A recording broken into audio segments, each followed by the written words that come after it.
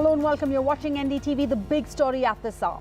A day after 6 convicts in the assassination case of the former Prime Minister Rajiv Gandhi were freed by the Supreme Court after 31 years in jail, 3 of the accused, Nalini Sriharan, her husband Murugan and Santhan, were released just about a little over an hour and a half ago on Saturday evening after a brief visit to the Vellore jail to complete formalities. Nalini had earlier this morning visited a local police station to mark her presence, all of this part of parole conditions. In May, the Supreme Court had used its extraordinary powers to free a 7th convict, Periyavalan, and the same order applied to the rest of the convicts, the court said. மறக்காம இருந்த தமிழ் உள்ளங்களுக்கு எல்லாருக்கும் என்னோட மனமார்ந்த நன்றியை தெரிஞ்சு ஒவ்வொருத்தரும் எங்களுக்காக உதவி செஞ்ச எல்லாருக்கும் என்னோட நன்றியை நான் தெரிவிச்சுக்கிறேன். மத்திய அரசு மாநில அரசு இருவருக்கும் என்னோட மனமார்ந்த நெஞ்சார்ந்த நன்றியை தெரிவித்துக் கொள்கிறேன். பொது வாழ்க்கைக்கு வர விரும்பல. நான் வந்து ஒரு குடும்ப தலைவியா தான் இருக்க போறேன். என்னோட குடும்பம், என்னோட குழந்தை, என்னோட கணவர், இவ்வளவுதான் என்னோட வாழ்க்கை. உங்க மகள் கிட்ட பேசுனீங்களா? உங்க மகள் என்ன சொல்லிருக்காங்க? இங்க வராங்களா இல்ல நீங்க அங்க போறீங்களா? நாளைக்கு நீங்க எல்லாம் அங்க வந்துருங்கப்பா, நம்ம பேசுவோம். சென்னைக்கு கண்டிப்பா வாங்க எல்லாரும். எல்லாரோடையும் நாளைக்கு வந்து பிரஸ் மீட் சென்னையில வச்சிருக்காங்க. நம்ம எல்லாரும் சந்திப்போம் திரும்ப. சரிங்களா? அவங்க சுப்ரீம் கோர்ட்ல இருந்து லாயர்ஸ்லாம் வந்திருக்காங்க டெல்லியில இருந்து. அவங்க எல்லாரும் உங்களை எல்லாரையும் சந்திக்க விரும்புறாங்க. அவங்க கூட எல்லாருக்கும் என்னோட மனமார்ந்த நன்றி. Initial reaction is each and every person of our family is very happy, and we were very delighted about that unexpected judgment. She is very happy. She is going to live with her family. What is your So are you planning to meet Tamil Nadu Chief Minister M.K. Stalin anytime to soon? thank him Personally? We will try to get his appointment. After that, definitely we will thank him. And Sam Daniel joins us from Vellore. He was at the jail as Nalini walked out after 31 years. So what's next, Sam? What happens? I know there's a press conference being planned for tomorrow. What are you learning? Because in the same breath, we've had Nalini say she wants to be far from public life as possible. That's right. She has ruled out that she would enter public life, Sarah. She says she would lead her life afresh. She would start her life afresh as a mother, as a family person, joining her daughter. In fact, she is in the UK. She got married recently, according to her lawyers. And in the case of the other 5 members, 4 of them are Sri Lankan nationals, and the police have taken them to a special camp in Trichy. The idea, the senior officials say, is to deport them ultimately. And in the case of one Indian citizen, Ravichandran, he would continue to be in India. He's again a free bird. All of them are technically free. They've been set free by the Supreme Court. But since 4 of them are Sri Lankan nationals, they would be moved to that special camp and then sent back to Sri Lanka. And it's a kind of an emotional moment for all of them. This brings their 31-year-long jail term to a close. And it has been an emotional issue in Tamil Nadu for almost a decade. Many in Tamil Nadu, including the political arch rivals, the ruling DMK and the AIDMK, have been championing this cause, asking for their release, saying that they have suffered enough punishment behind bars and they should be given a chance to reform and join the mainstream. But the opinion is quite divided. The Congress opposes the release, saying that while personally Rahul Gandhi and Sonia Gandhi and Priyanka may have allowed this, may have forgiven this, they as a party will not really agree with the Supreme Court decision, whereas many others feel that no matter the gravity of the crime they are involved in, they ought to be given a chance because they've spent 30 years. And it all began in 2001 when Sonia Gandhi's intervention led to the commutation of the death sentence of Nalini, and in 2014 the Supreme Court reduced the death sentence of all others, saying that the president had taken inordinate time to decide on their mercy pleas. Then in 2018, the then Chief Minister EPS had passed a cabinet resolution recommending the release. The governor did not immediately accept. He chose to wait a long time and then forward that to the president. And now it went to the court. It all began with the release of Periyavalan earlier this year, and that gave hope that all these members would get a chance for release, and that has happened now. Murugan, Nalini's husband, in fact, we are outside her house now. He could not join her because he's a Sri Lankan national. After release, Nalini went to the other part of the Vellore jail to receive her husband before he was taken to All the right. camp in Mandapam. Sam Daniel reporting there. Thank you. We'll, of course, be going across to Sam for all of the latest and, of course, that press conference that's going to take place tomorrow. Thanks for now, Sam.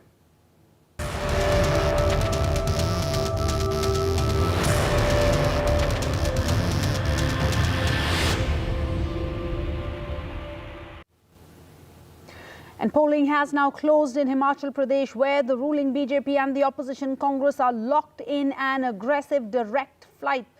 The state recorded a voter turnout of around 65%. That was at 5 p.m. when the booths closed, where polling wound up. This is slightly lower than it was the last time round. I think it was in the 70s. Then now the question, of course, is will the BJP succumb to the Himalayan states' rivage or tradition of changing the government, of ruling against the incumbent? The ruling BJP this time round has been fighting on the Prime Minister's face. Their pitch has been that continuity is key to development. Their argument has been that actually it's the double engine, where you have the same party government in the state and at the center, and that it's only this double engine that will ensure that work isn't hindered. It, of course, uses the example, it cites the example of the other Himalayan state, that's Uttarakhand, as an example of defeating this change every election trend. It's a trend that we've seen in Himachal Pradesh, that every election they vote out the incumbent and vote for change. And that, of course, is what the Congress is hoping for. And the Congress says this election is not about the Prime Minister or about national issues. It is about local issues. And they wish that the voters go by a 4-decade tradition that we've seen in the state, where the state has every time without fail voted out the incumbents. So you have a confident BJP on one hand, which hit speed breakers with multiple rebellions. Well, on the other hand, the Congress, not without its problems, they face the problem of multiple chief ministerial faces and their respective lobby of supporters. And there's that leadership crisis ever since we saw the death of the veteran Veerbhadra Singh. But the party, of course, claiming that it will sail back to power because its seat-wide ticket allocation has been better than before. Of course, we have party leaders on both sides, both all claiming that they are going to come back to power, that they have the upper hand, and there'll be winds of change for the Congress. Let's go across to Vedant, who's joining us. So Vedant, in the end, you have the BJP, basically to sum it up, the BJP hoping for a historic second term and the Congress hoping to make a comeback. Well, that's right. As you rightly mentioned, the BJP, of course, has been saying that Rivaz Badlega, the tradition will be changed, and the Congress saying that the Raj or the incumbent government will in fact be thrown out. So just to sum it up very quickly, the BJP's key political plank has been the double engine Sarkar. We saw heavy weights on the campaign trail. In fact, the polls, in fact, are a culmination of a high voltage, high stakes campaign here in the Hill State. Remember, the BJP announced various poll promises, including freebies, something that we saw the BJP walking a tightrope on. The BJP has been slamming other parties for the freebie culture, but here we saw the BJP in fact announced cycles and scooties for school going, college going girls, also 25,000 rupees for pregnant women. Apart from that, the BJP also harped on various national issues. The BJP talked about national security, it talked about its Ram Mandir agenda, it talked about the Uniform Civil Code, very critical announcement by the BJP here. So something, a spectacle of what we would be seeing in the run-up to 2024. The BJP linked the high stakes here with the 2024 battle. Remember, the key challenge for the BJP was rebels fighting almost on 21 seats. Now that's huge, because we saw top leaders in fact convincing rebels to opt out of the fight. So the BJP's key challenge was the rebel factor. As far as the Congress is concerned, remember the Congress, the central leadership was virtually missing on the ground, on the campaign trail, and there are many CM hopefuls. So of course, Pratibha Singh is seen as a front runner, wife of late Veer Bhadra Singh, the tall Congress leader of Himachal. As far as the Aam Aadmi Party is concerned, remember the Aam Aadmi Party really failed to make a mark as far as the voters are concerned, because they feel that Arvind Kejriwal is, an outsider, as they call him, trying to, make inroads into Himachal. But remember, as you rightly mentioned, the battle is between national issues, as the BJP is, centering this election around, and local issues. And the Congress says that, it is the only real champion of local issues as far as unemployment is concerned. The old pension scheme, very critical issue as far as Himachal Pradesh elections are concerned, because a huge chunk of the electorate is in fact government employees and their families. So the old pension scheme is a very important issue. The Congress says that it will restore the old pension scheme. The BJP today, and Anurag Thakur in a conversation with NDTV today in fact said that the Congress was responsible for ruling out the old pension scheme and bringing the new pension scheme. So that is of course a key poll issue. Other than that, what the voters have been telling us, Sarah, is that unemployment, which has really plagued the hill state. Remember, unemployment rates are as high as 9%, much higher than what the national average is. So unemployment is a major issue. The outrage against the Agnipath scheme is a major issue. The old pension scheme, as I said, is a major issue. The farming sector, as far as the farming sector, which is also a huge employer in the state, that is also having to deal with its own issues, because apple farmers here, of course, battling high GST, also demanding MSP and subsidies on fertilizers, pesticides. The BJP has promised that it will bring down the GST from 18% to 12%. So these are the various issues that the voters, it's very intelligent electorate, aware of its issues. So let's see, it's a high stakes battle. It's a prestige battle for JP Nadda. It's his home state, also Jairam Thakur. For the Congress, it's crucial to in fact win the Himachal polls, to prove that that tradition of voting out or unseating the incumbent will continue. So can the Congress put the winds back into its sails? Will the winds of change blow across Himachal Pradesh? Well, the suspense will be over on the 8th. Thanks for that, Vedant. Meanwhile, it is election season. Prime Minister Modi has hit the ground running. He's been in Telangana today. He had hit out at the Chief Minister, K. Chandrasekhar Rao, and the ruling TRS against what he calls, and he slammed as family politics, nepotism, scams. Taking a dig, he said that many ask him how he doesn't get tired despite working very hard. Here's his response. आज मैं तेलंगाना में भ्रष्टाचार और परिवाद के विरुद्ध जो जनाक्रोश है, जनता जनार्दन में जो गुस्सा है, नौजवानों में जो गुस्सा है, वो आज हिंदुस्तान देख रहा है। मोदी को गालियां देते रहते हैं, भांति भांति की गालियां देते हैं। सारी डिक्शनरी मोदी को गालियां देने के लिए उन्होंने खपा दी है। मेरी आपसे प्रार्थना है, ऐसी बातों से आप परेशान मत होना। उनके पास गालियों के सिवा देने के लिए बचा क्या है भाई? आप बिल्कुल परेशान मत हो जाइए। और मैं तो पिछले 20-22 साल से बड़ी वैरायटी की गालियां खा चुका हूं। मेहरबानी करके इससे जरा भी परेशान मत होइए। शाम को उन गालियों को, उस पर बड़ी हंसी मजाक कीजिए, बढ़िया चाय पीजिए, और दूसरे दिन सुबह कमल खिलने वाला है। The Prime Minister is arriving, and the Chief Minister's office and others have complained that he has not been appropriately invited. The Chief Minister. This is very unfortunate that the Chief Minister, like a child, makes such type of statement. It is a matter of pride for the people of Telangana, and it should be a matter of pride for the Honorable Chief Minister also, that Prime Minister is coming here to inaugurate some developmental projects. But he is trying to avoid. It is not the first time the first time we can say this. There several times he has been avoiding to meet Prime Minister. He is not even following the protocols, and he is not even attending the governor's 26th January at high tea party at governor's office.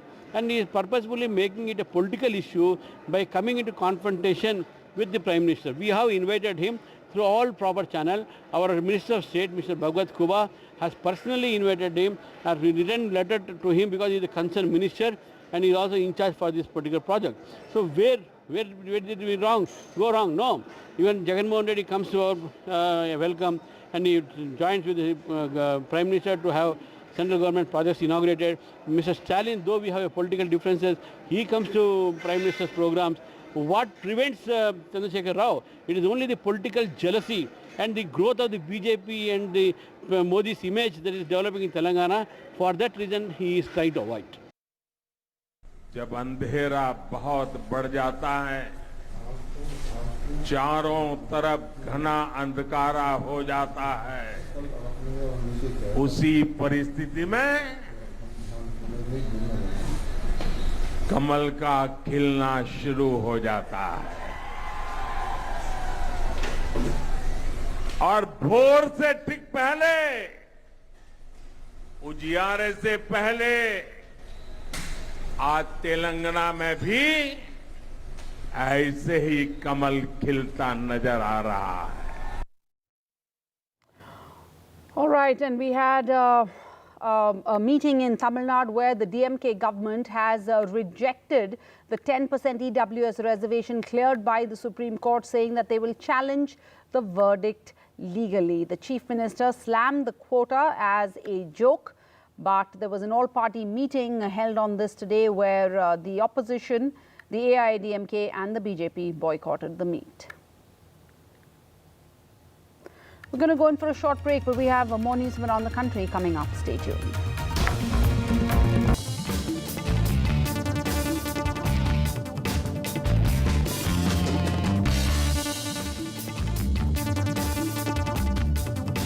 Good evening and welcome to The Big Fight, a show that is young at 23, the oldest running debate show on Indian news television.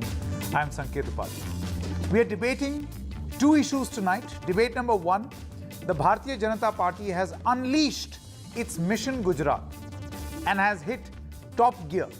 And the Prime Minister is the campaigning phase. 25 rallies. 8 days the Prime Minister will camp in Gujarat starting the 17th of November. One rally each for 3 constituencies, 40-star campaigns. Now, how should one view this? Is this a sign of nervousness, given that there is a new challenger, the Aam Aadmi Party?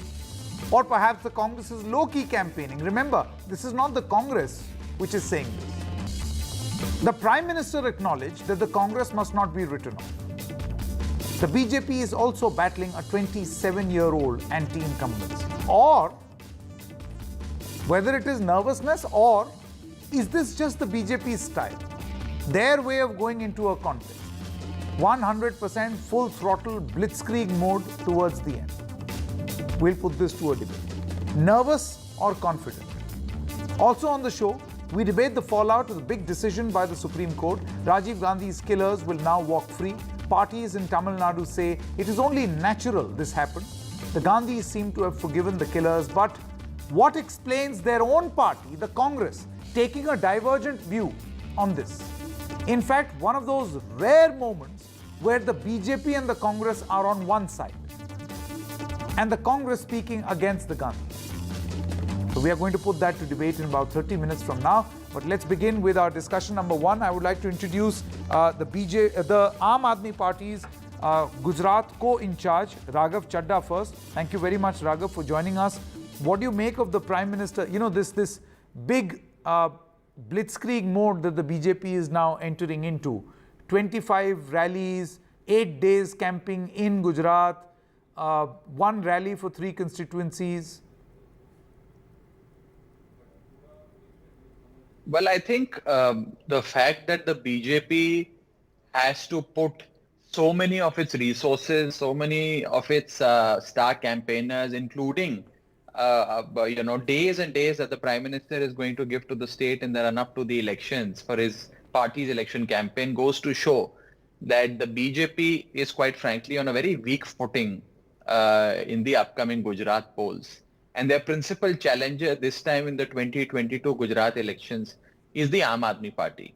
For the last few months, Aam Aadmi Party and its leaders have been tirelessly working on the ground, building a robust organization, putting up a campaign and reaching every household of Gujarat with Kejriwal ki guarantees, which are concrete promises which will lead to economic upliftment of an average Gujarati household. And I think it's primarily because of the kind of response that Aam Aadmi Party is getting, the kind of momentum and traction that we have behind us, and quite frankly, the overwhelming sense of parivartan, that is change in the state, the change in the administration, change in the political party that's at the helm of affairs, which has essentially compelled the Prime Minister and his entire team to spend so much of their time in the state in the run-up to the elections.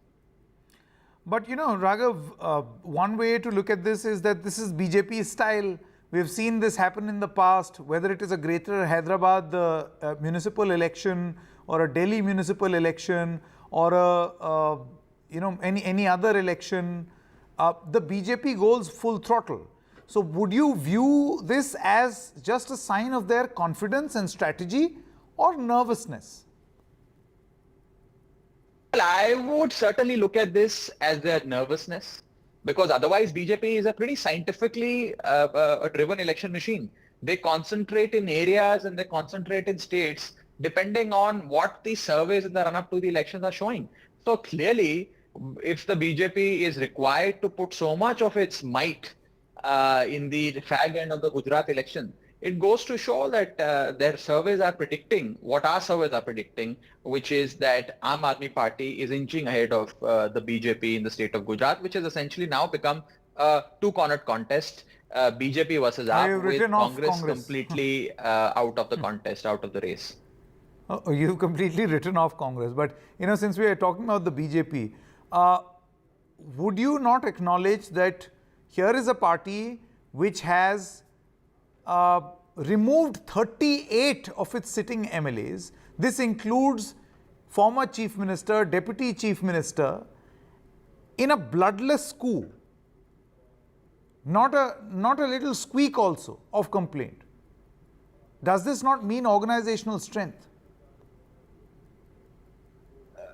Well, number one, it is BJP's internal matter. It's purely their internal matter. And I don't wish to comment on how they should have driven their campaign and who should have found mention in their list. However, what it does certainly show to me as a political analyst, as a student of political science, and not merely as their political adversary, is huge anti-incumbency, which has led to, mercilessly, tickets being cut of senior most leaders, former chief ministers, deputy chief ministers, etc., being compelled not to contest the upcoming election. I mean, no chief minister or deputy chief minister would not want to contest. Everybody wishes to be an elected representative for as long as they're alive. So the fact that they have not chosen not to contest or announced not to contest essentially means that their name has been struck off from the list, and it stems from the fact that there's a very strong resentment against the BJP, and people on the streets, when you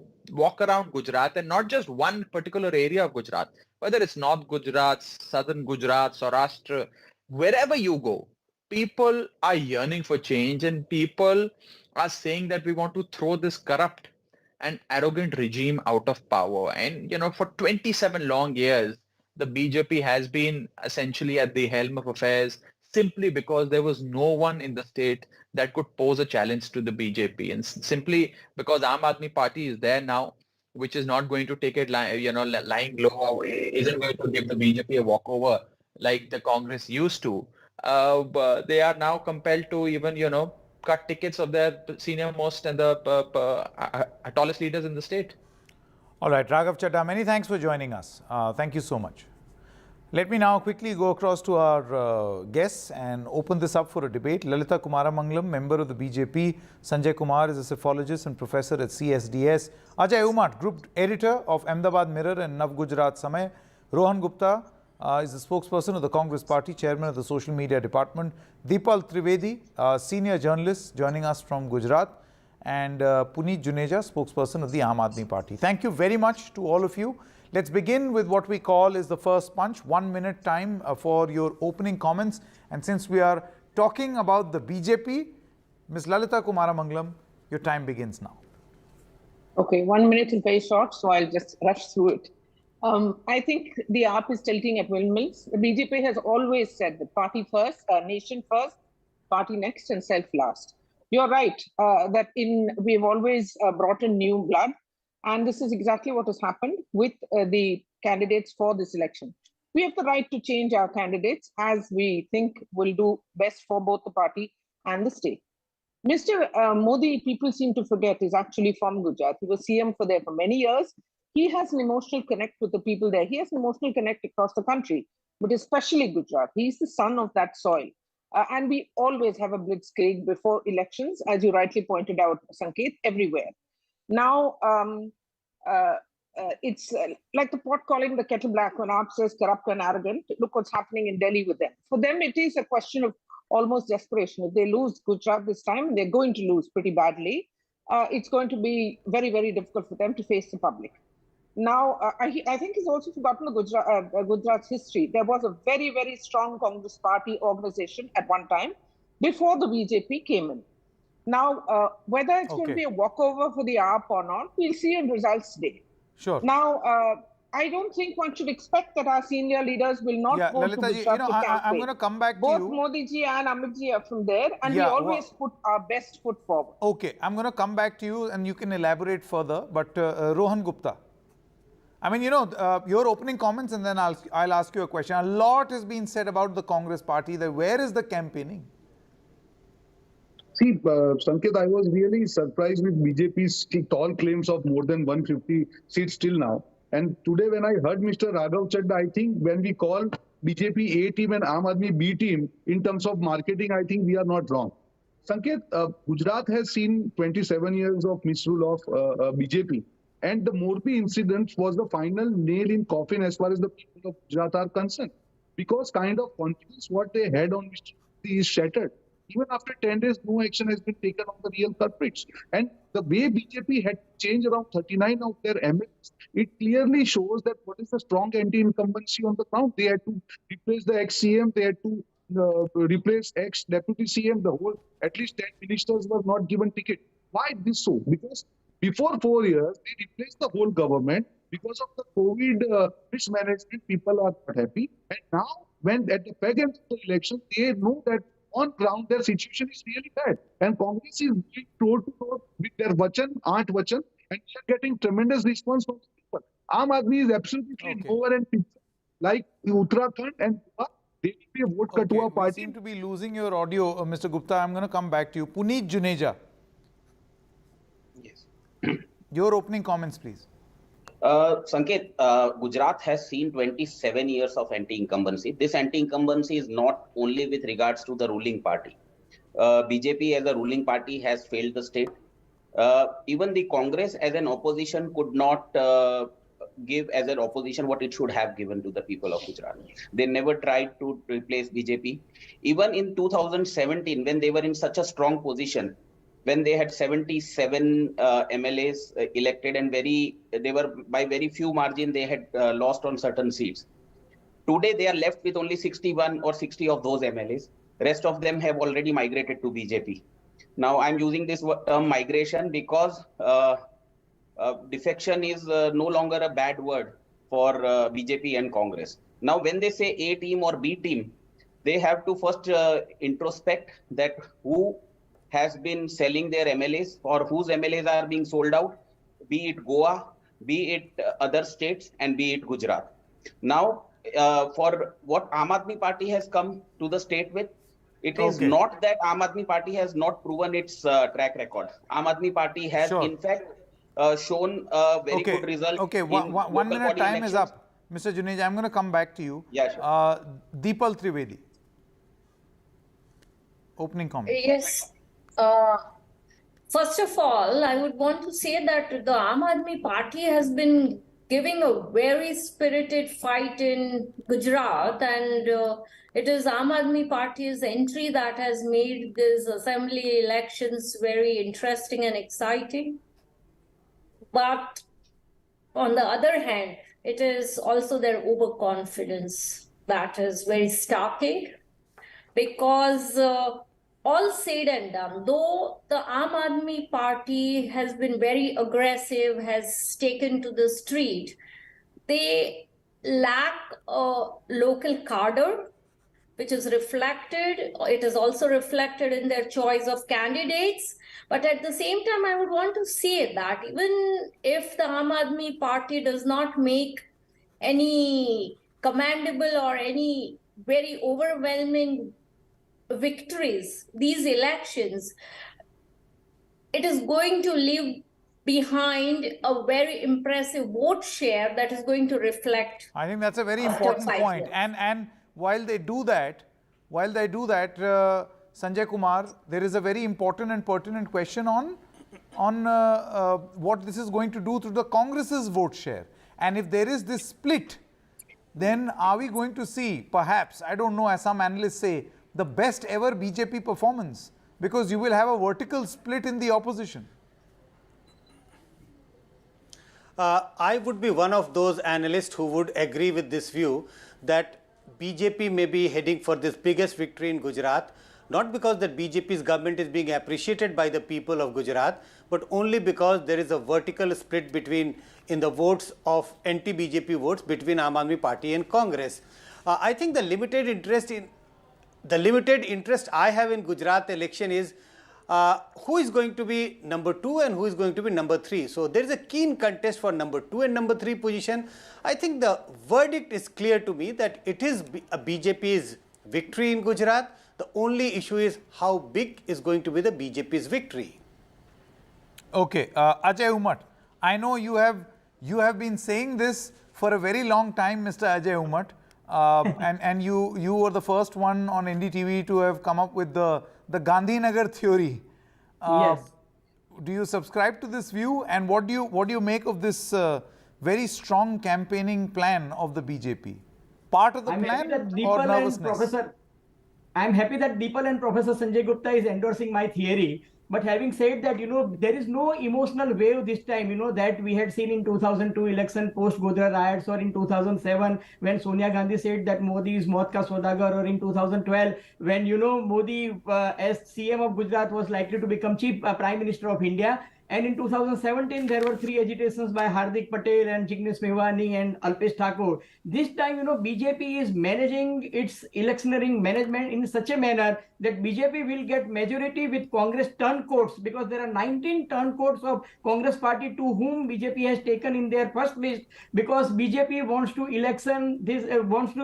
get maximum seat in this election by hook or crook. And that's the reason that, so many Congress MLAs were accommodated in their list. So winnability and winnability with Modi's charisma, one man show, that is the only criteria that BJP has adopted at this point of time. They have balanced caste equation, communal equations, uniform civil code to, illegal encroachment, abolishment, everything, whatever threads of the trick BJP has adopted to win this election with maximum seats. Okay, so Lalita Kumaramangalam, just coming back to you.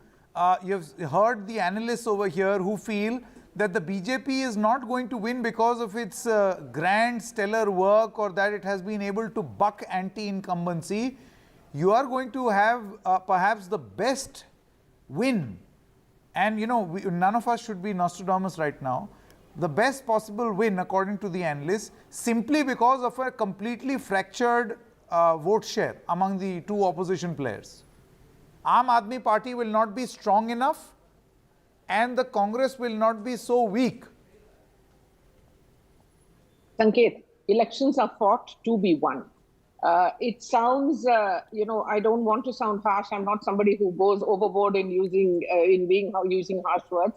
But the people who are going to lose normally always find excuses for why the other person has won. The point is that we have an extraordinarily strong organization, not just in Gujarat, but also in Gujarat. We have the PM from there. We have been there in power for 27 years. It sounds ridiculous when you say they've had 27 years of anti-incumbency. How have we been in power then? We will win these elections. Again, as the gentleman who spoke before me, Mr. Ajay Umar, said, it's about what the gap may be. Who takes second place, third place is not for us to worry. It's for AAP and Congress to worry.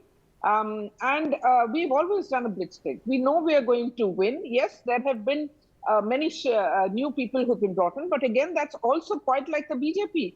Who thought before 2014 that Narendra Modi would actually win twice, back to back, and become Prime Minister of India, not just for one term? People are expecting him to win again in 2024. So election, nothing in life stands still. Nothing is static. We know that we are going to win. Yes, there have been problems, there have been ups and downs, but that goes for politics just as much as it goes for life, in anybody's lives and in any party. There was a time when nobody could defeat the Congress. But then look where the Congress is now. So ups and downs are always there. The coming elections in Gujarat, the BJP will win. Rohan Gupta, and whatever reasons Lalita others may Kumaramangalam find to throw stones at us, and the many panelists over here feel that don't read too much into this blitzkrieg. It's not because of any nervousness. This is just BJP. BJP ka style hai ye. This is their style, okay. And then questions are asked on why are you creating this space in Gujarat? You see, the Congress party has been a very strong opposition.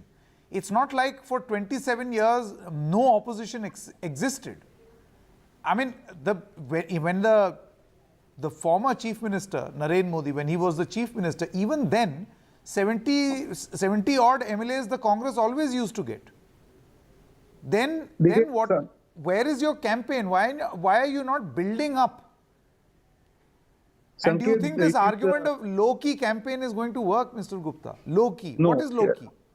I will tell you, Sanket. See, एक कहावत है हिंदी में कि जब आप जनता को हल्के में लेते हैं, जनता आपको चमत्कार दिखाती है. और यही गुजरात में, I'll tell you, Sanket, it reminds me of 2017. All debates during this time, maximum seats given to Congress party were not more than 36 seats. I'm telling you, I have all those surveys and all.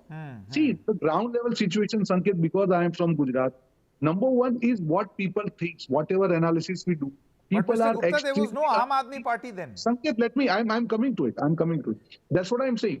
When there was no Aam Aadmi Party, it was told that we will win only 30 to 40 seats and we could reach up to 77 seats. It is because there is a strong cadre of Congress party, number one. Number two, the anger compared to 2017 in mind of people of Gujarat is much more higher. It is multifold. And Morbi incident has, it has multiplied in mind of people, where after 10 days, they have not taken any action.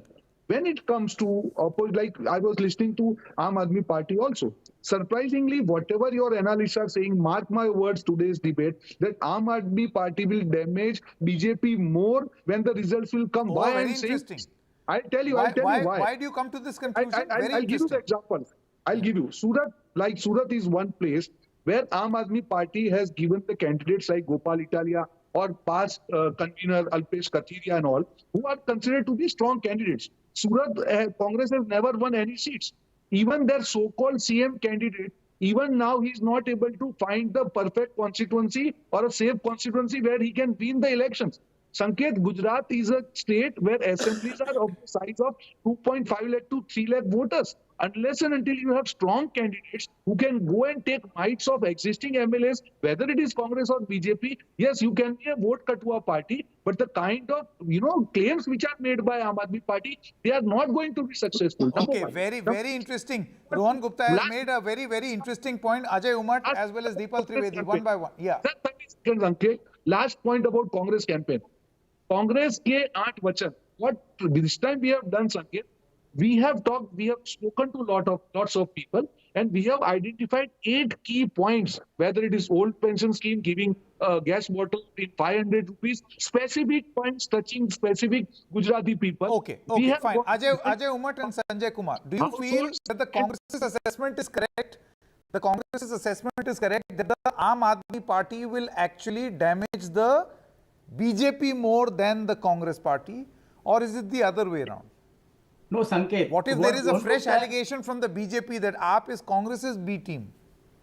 No, what Rohan Gupta is saying is right to an extent that in Surat, yes, in Surat, old part Kaprada, Olpad, then Katargam, Karanj, Varacha, and Surat North and Surat East. These are 5 seats, where Alpesh Kathiria and Surathia and Gopal Italia are contesting. Yes, they will do better, and I think they will give direct fight to Bharatiya Janata Party. But that's the only urban pocket where Aam Aadmi Party is giving a direct fight to So it's not a Bharatiya Janata Party. pan-Gujarat experience. This is limited to Surat. Surat, and I'll give you one more example. In last municipal corporation election, Congress party reduced from 36 to 0, and Aam Aadmi Party got from 0 to 27. So this is that Varacha pocket. The Varacha pocket, where Alpesh Kathiria and all this Patel Anamat Andolan Samiti's epicenter, where all those Patels migrated from Saurashtra to Surat, mainly in that diamond cutting business, they will be voting for Aam Aadmi Party. Yes, that is their strong pocket. But barring that, in Ahmedabad, Baroda, Surat, Ahmedabad, Baroda, Rajkot, and in other urban pockets, I don't think that, they can cut ice or they can cut votes of BJP. Sanket, in last elections, out of 55 urban seats, metro seats, Ahmedabad, Baroda, Surat, and Rajkot, BJP got 44 seats. That shows that their strike rate in urban area is more than 80%. Whereas in rural area, out of 127, Congress got 70 seats. So Congress may be focusing in rural and tribal area, whereas in urban area, out of but that has always been the case, Mr. Umar. Rural and tribal has been sort of a strength of the Congress in Gujarat. No. Tribal means, when I say tribal, I mean Banaskantha, Sabarkantha, Dahod, Panchmal, Chota Udaipur, Rajpipla, Vyara, Bharuch, Songat, that, tribal belt where, once upon a time, Philistan idea was, promoted by Medha Patkar and others. So that is an area adjoining to Rajasthan, Madhya Pradesh, and going towards Maharashtra. So that seats I am talking, which is 46 seats. So in those areas, Congress is very, very strong, where, Bharatiya Janata Party is trying to break. For example, I'll give you an example. Bhavesh Katara and his father, Jalot seat, that comes under Dahod district. Chota Udaipur, Mohan Rathwa, he joined Bharatiya Janata Party, and within one day, BJP has given ticket to his son. Though the BJP stated policy is that, we don't believe in Parivarvad, but Bhavesh Katara, son of senior Katara, who was ex-parliament member, was given a seat. And they are still waiting. They have vacated a seat in Dediapada to break this father and son, Ajay Umar's extremely granular analysis of Gujarat. No, I'm giving a BTP party. One moment, because we are talking about the Aam Aadmi Party, I'll come to Sanjay Kumar also, because we are talking about the Aam Aadmi Party. Mr. Juneja, who will you damage more? Or are we to expect Aam Aadmi Party in Gujarat in 2022 to do what Aam Aadmi Party did in Punjab in 2017? That you fought an election to not basically win, but to just create a base. And Sanket, this is actually a Gujarat foray for 2027. Sanket, elections are always fought to be won. Aam Aadmi Party has been discounted right from its inception. Even in 2012, when the party was formed, it was told that it is a party of one person, 2 people, 5 people, and they call themselves party. They don't have a cadre. No, sir. The reason why this is said, because where is your cadre? Where is your booth level worker? That's what I'm coming to. Congress boasts of an organization. Yes, every time, be it Delhi election, be it Punjab elections, be it Gujarat elections, be it Surat elections when we fought the corporation elections, every time we have been discounted, saying that you don't have a cadre, you don't have... But if you try to understand the way the Aam Aadmi Party has come up, Sanket, this is a political party which has come up on the issues of people, right?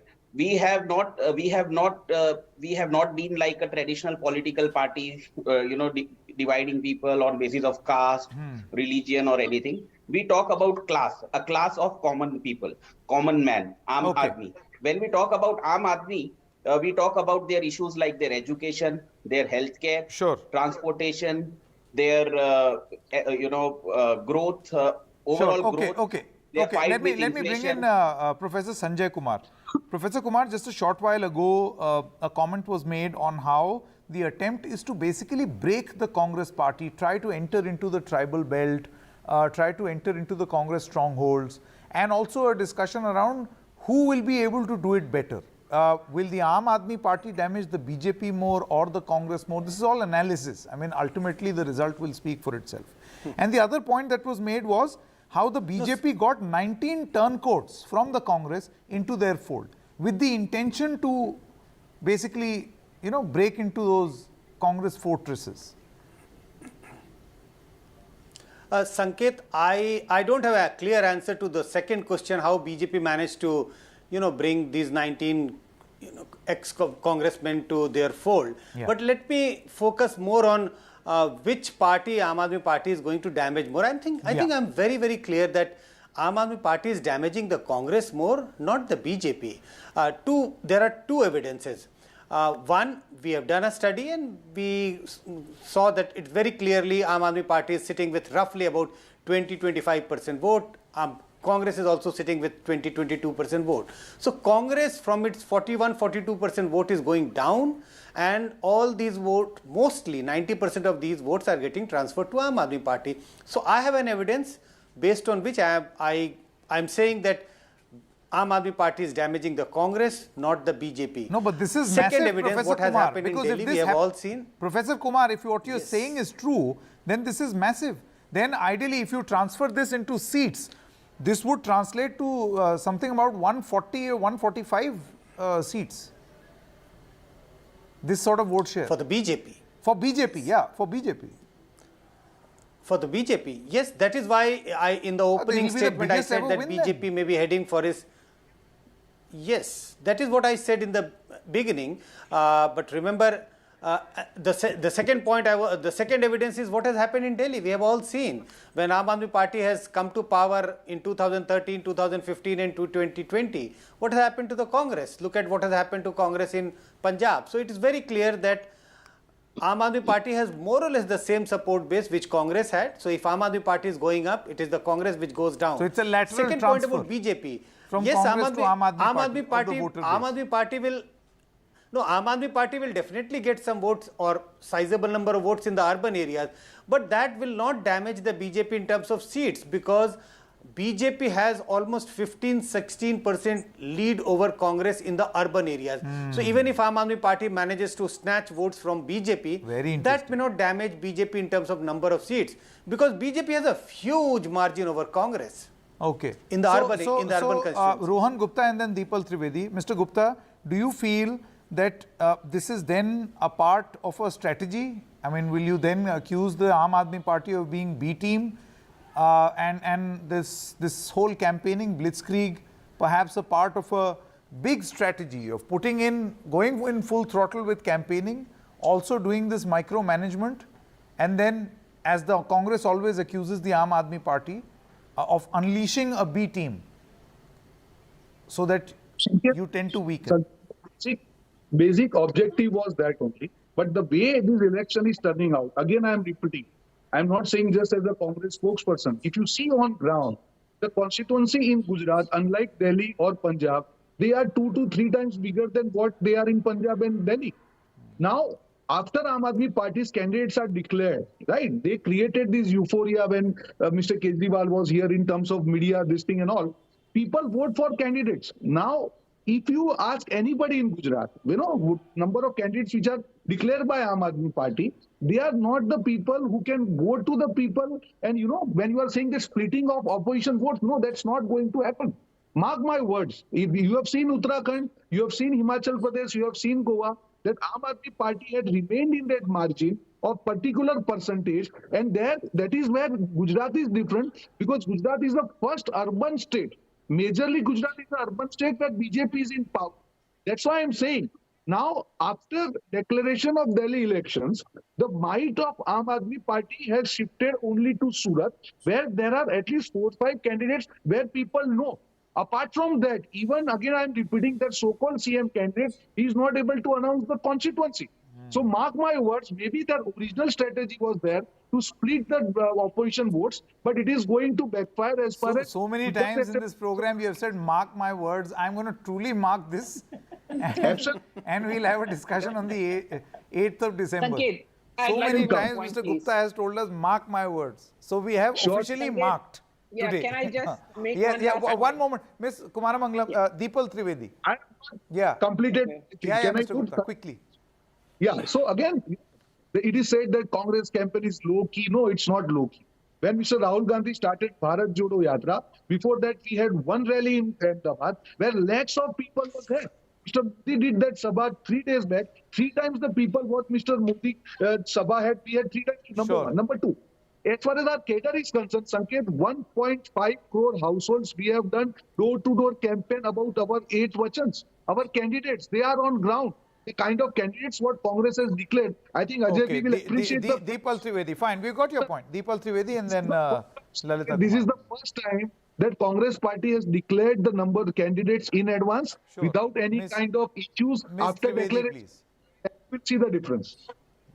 Ms. Trivedi. I would, Sanket, I would go with Professor Kumar that Aam Aadmi Party is going to damage the Congress more than the BJP, if not decimate it in these elections. And to BJP's credit, you know, BJP is known for taking every election very seriously in Gujarat, even if it's a small ward or a small Nagarpalika election. BJP is known for its booth management, for its page pramukh, for micromanaging. So an assembly election is no exception. So people outside Gujarat, you know, trying to focus on this point of Prime Minister Modi paying so much attention to Gujarat. But this is expected, and this has always been the trend of BJP. There definitely is anti-incumbency in Gujarat. And Rohan pointed out, you know, he mentioned the Morbi tragedy thrice. Correct. But then this is the problem with Congress, that why is it that they always have to depend on natural or man-made disasters? We have been seeing it from 2001, the Gujarat earthquake, the demonetization, the GST, 2002, a lot of events, but still BJP has managed to get back into power. Okay, It is because of... Lalita Kumaramangalam. Yeah, the whole comparison of Punjab and Gujarat is quite ludicrous. Punjab, there was no BJP almost in the election. We really didn't fight that election to win it. We knew we're nowhere in Punjab. And Punjab is a very small state. This has been said by many of the others in this debate. Punjab is a very small state. Congress was in such an utter mess. We know what happened in Punjab, but that's done and dusted. Let's not go on about that. The fact when I made that comment, Ms. Kumaramangalam, I basically meant that you fight an election to create to create a base. And then once your cadre is built, then you fight perhaps after 5 years to win. That's true of any party, Sanket. Don't forget that the BJP, we built a base for 70 years before we really made a show, was strong enough to take on even the principal party, which was then the Congress. But that's not the point. The point is that, yes, after 27 years, there's bound to be a certain amount of anti-incumbency for any party. And it's therefore in certain parts in Gujarat. But despite everything, we are confident of winning. What will happen to the Congress and the AAP, that's their business. I'm not going to get into that. But we know that we are going to win. We have pulled out the stops. Modi ji will ensure, and so will every organization man in the BJP top to bottom will ensure that as Mr. Rohan Gupta said, mark my words. So we are marking everybody's words. Thank you very much for this first discussion. We're stopping for a short break at this moment. Thank you, ladies and gentlemen. When we come back, we'll talk about the big decision by the Supreme Court. Rajiv Gandhi's killers will now walk free. All parties in Tamil Nadu are saying that this is natural. The Gandhis have forgiven the killers, but one really does not know what explains that the Gandhis party, the Congress party and the BJP are now on one side in opposing this. They feel that you cannot be forgiving terrorists who have been found guilty of murdering a former Prime Minister. That debate up next.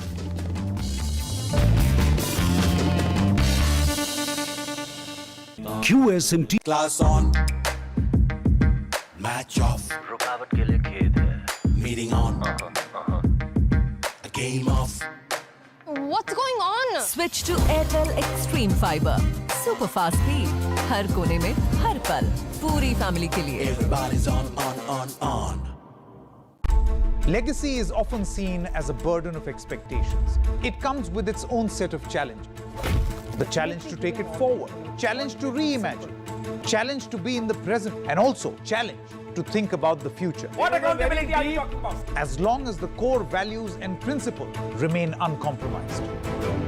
Debates are essential not just for journalism, but for humanity. It ignites our mind, opens it up for counter-opinion. To hear all views, opinion of all hues. Which is why the oldest running debate show on Indian news television is not 22 years old, but it is young at 22. इस initiative को मैं अभिनंदन करता हूं कि सच को सच के रूप में पेश करने का उन्होंने साहस दिखाया. So let us begin the big fight.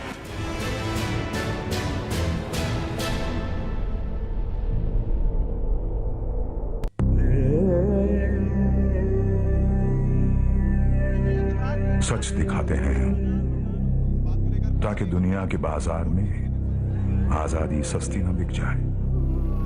कुर्सी पे बैठने वालों को जमीन की अहमियत याद रहे. सच दिखाते हैं हम ताकि पैसे की चमक से कभी हुनर ना पड़े फीका. खुदगर्जी खोखला न बना दे सोचने का तरीका. सच दिखाते हैं हम ताकि अच्छे विचार और आदर्श बस किताबी बातें ना रह जाएं.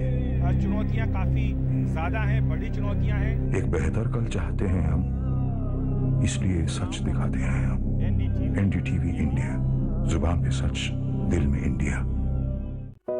Cross the distance between darkness and vision. Teach a generation that has lost all hope. Treat a patient from thousands of miles away. None of this was possible till technology stepped in and made it possible. A selection of the finest stories from across the country where technology comes with a human touch. Unleash your dreams with Snapdragon in collaboration with NDTV, only on the NDTV network. They say the zero is nothing unless it connects the dots and the real story emerges. Unless it captures the truth. They say the camera never lies. Unless it is the essence of India, of diversity and tolerance. Unless it reveals the wealth of nations and silences the barrel of a gun. Unless it reflects the sadness in the eye of the tiger as forests disappear.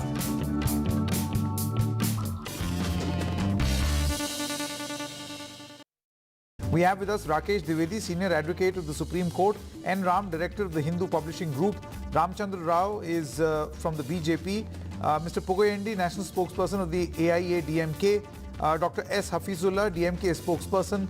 And we also have Manikam B. Tagore, Lok Sabha MP of the Congress Party. Thank you very much, all of you. First of all, the legal view. Mr. Dwivedi, I want to know from you, how does this sit? If you could explain for the benefit of our viewers, what were the arguments that the Supreme Court heard post which this decision was taken? The logic, basically. When the first round of litigation happened before a 5-judges constitution bench some 4 or 5 years back, then an issue had arisen on account of the union challenging a notice issued by the government of Tamil Nadu, which required them to take a call about release within a specified time.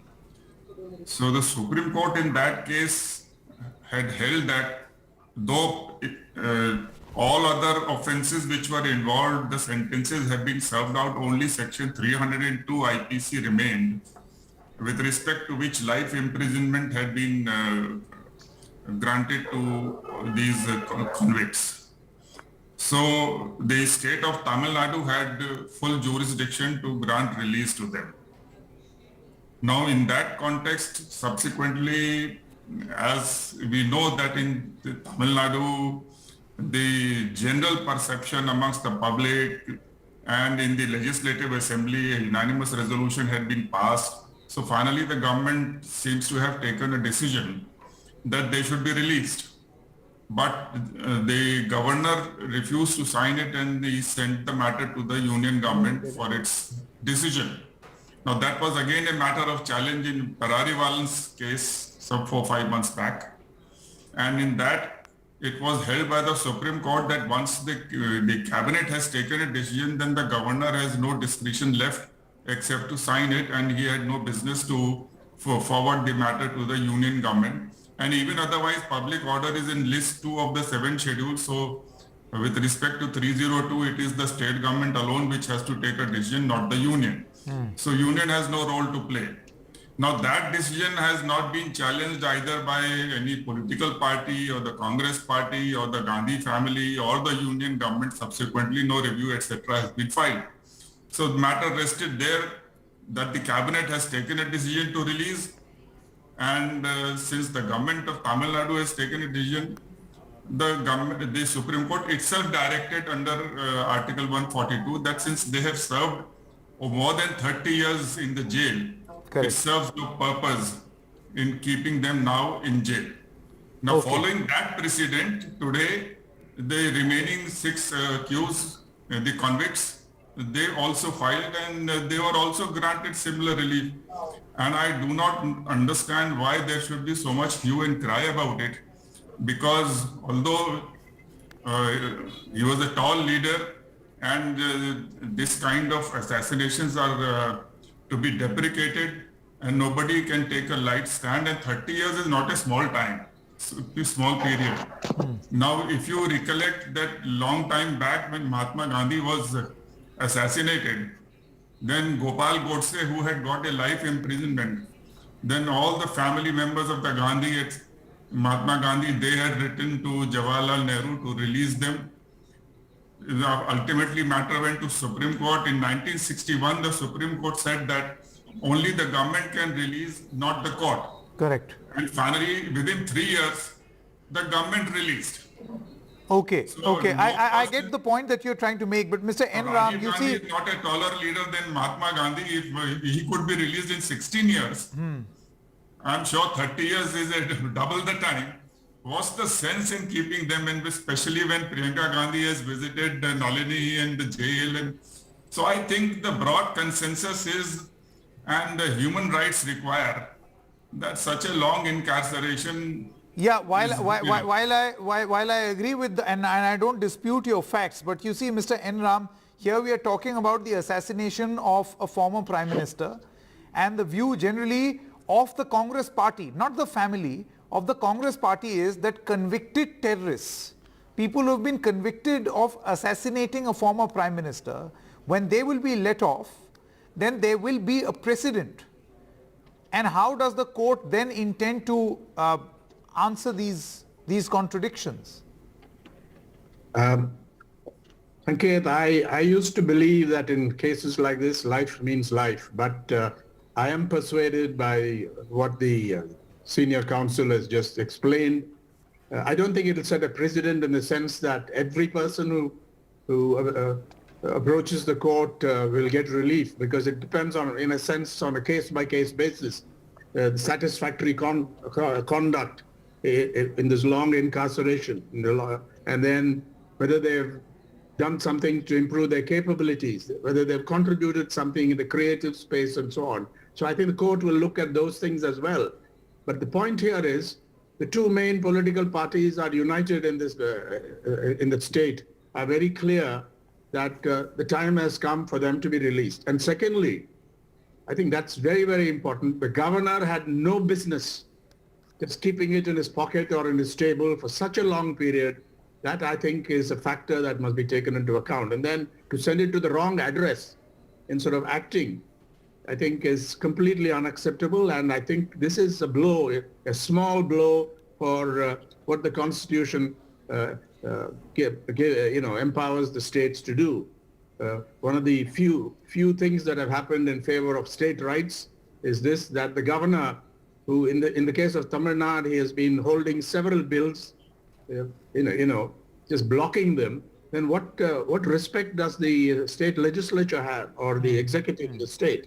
Which is, Mr. N. Ram, would you not like to make a distinction between the other bills being held up by the governor, allegedly, and something as serious as this? Because while you say that state political parties are united, in favoring this decision. You've got the two national parties that are dead opposed to what has happened in the Supreme Court. Yeah, they have the least stake because they are very minor players in the state of Tamil Nadu.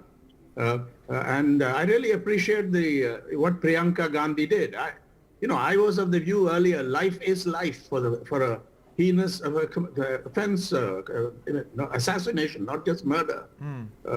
Or something, it changed the course of Indian politics. So I was of that view, but taking all things into consideration, I think they've done right. Public sentiment is also in favor of this. These people, it is really justice tempered by mercy, and the Supreme Court, I think, has got it right. Okay, Ramchandra Rao of the Bharatiya Janata Party. How do you view this decision? I mean, this is, as Mr. N. Ram said, as Rakesh Dwivedi said, and I'm sure DMK and ADMK spokespersons are also going to echo the same sentiment. But how do you look at this decision? We've all heard what the Congress's view is.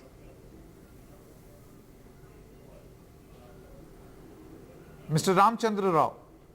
Yeah, so in fact, this is as just now Mr. Ram said, that this is a legal decision tempered with humanity or public sentiment, whatever it may be. But it is one of the rarest cases that the Supreme Court has taken such a decision where people who are accused of killing a Prime Minister and indulging in a terrorist activity are being let off. In fact, the courts have time and again cleared it. Life means life. But under what circumstances they are being left? In fact, this is a case where Honorable Prime Minister of this country had been assassinated, and a lot of people, other people have died in this case. So those sentiments are also necessary to look after when such a decision is taken. Now, the fact remains that the family member of Sri Rajiv Gandhi, late Sri Rajiv Gandhi, met the assassins, and they were also very sympathetic with them. But however, that should not have influenced the court while taking a decision. I think law for everyone should be one, and law for terrorists should be firm in this country. Otherwise, there will not be any deterrent, and that's what I feel, that maybe it is special power used by Supreme Court. We will not go into it.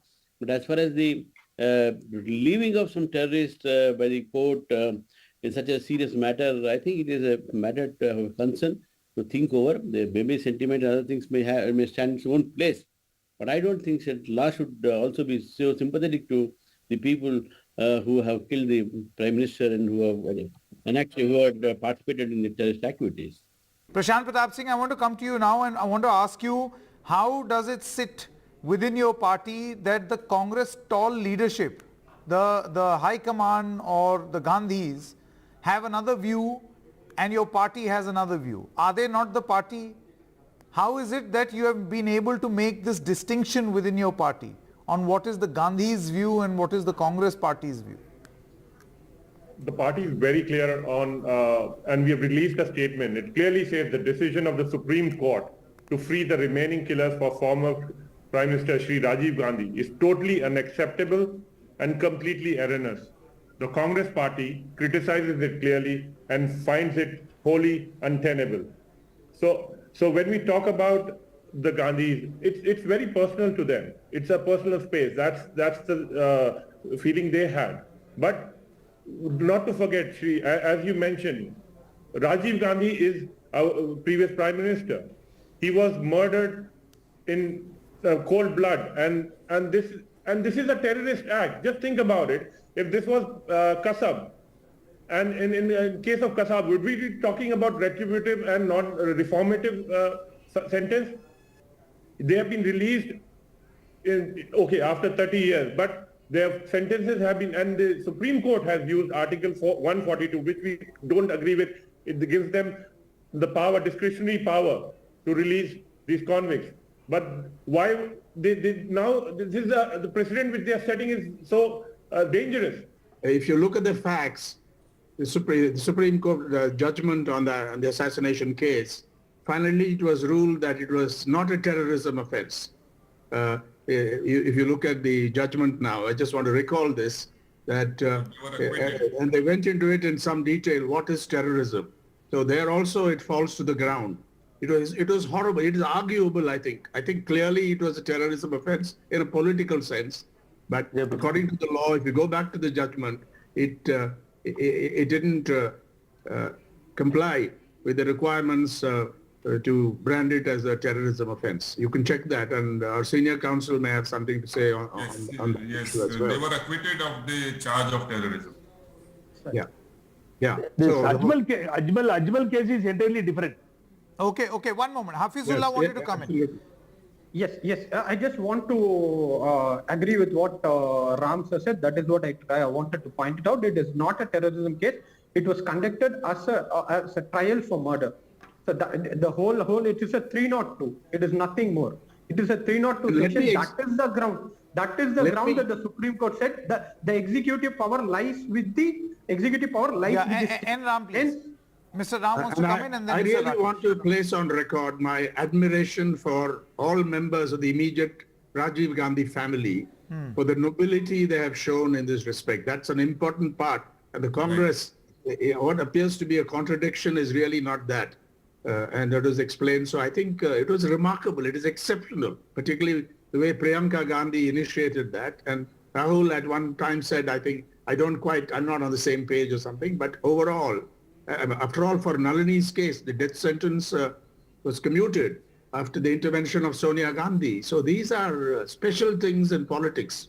So I think that sentiment, that kind of nobility has to be appreciated in this context. How would you respond to the Congress party, Dr. Abhishek Manu Singhvi, saying that this will set a precedent, that even other cases of lesser intensity may use this as an example? Let me first of all condemn the speaker for using the expression shameful, etc. for the Supreme Court's judgment. It is highly contemptuous, so it's a warning to him. The second thing is, he should have read the judgments of Parariwalan in this judgment very carefully. Supreme Court has exercised power of 142 only because the cabinet of the government of Tamil Nadu has already taken a decision, and they are the authority to take a decision for commutation. And therefore, the Supreme Court said that it is no use sending the matter back because the government has already taken a decision, and therefore this. So coming to the third question of precedent, the Congress must first answer why did they left Gopal Godse after 16 years? Was that not a precedent? Fourth point is, every case, even if they think that this is terrorism, every case of terrorism is not identical. As Mr. Ram said, that you have to go case by case. Here is a case where these are 6-7 persons who played a very minor role, and some of them are not even aware as to what the other person is doing and what for it is being done. And there was a particular political background also. The LTT was there at that time as a force which was fighting in Sri Lanka, and they were aggrieved by the IPKF being sent to Sri Lanka. Now that LTT has disappeared, all that political background has disappeared. So there was certain element of by which these people may have been got involved into this conspiracy. So therefore, this is a case which is of a peculiar kind, and it had a particular background, and these people are not the main actors, and they have suffered enormously by 30 years. There's hardly an incident, double the time Gopal Godse spent. So let us not talk about precedent. Precedent was set in 1964, 16 years. But here it is 30 years. Sure. Okay. Prashant Pratap Singh, Mr. Hafizullah, Mr. Pugayendi, Ramchandra Rao, N. Ram, as well as Rakesh Dwivedi. Many thanks for joining us on this discussion. Thank you so much. Ritika, on match off. रुकावट के लिए खेद है. Meeting on. A game off. What's going on? Switch to Airtel Extreme Fiber. Super fast speed. हर कोने में, हर पल. पूरी family के लिए. Everybody's on.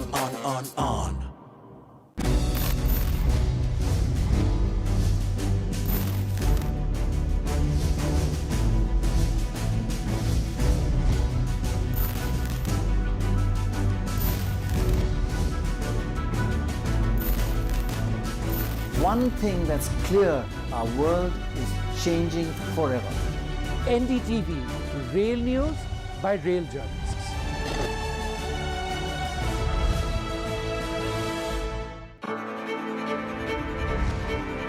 This is NDTV.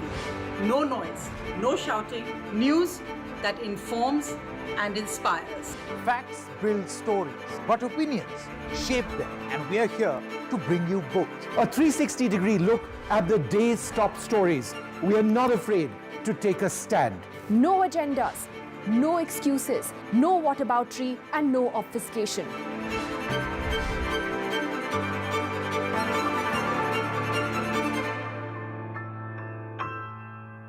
Gadgets 360 is here to help you with all your tech needs. Gadget 360, Gadget Love. Gadgets 360, Gadgets Love. You too can get some gadget love with buying guides, expert reviews, and all the latest news on Gadgets 360. The show where the country speaks its mind. This is a first step in the direction of giving women at least a fighting chance. This is all wishful thinking. Today also you see 23% of our girls are married off before 18. Your mirror to what India thinks. Everybody had that second thought, how could you be in fashion because you don't look like a person in fashion? And that for me needed to change. We the People with me, Sarah Jacob, only on NDTV. If you care about it, we'll talk about it. This is NDTV. No noise, no shouting, and most importantly, no lies. Our lead story tonight. Big international story India is closely watching it.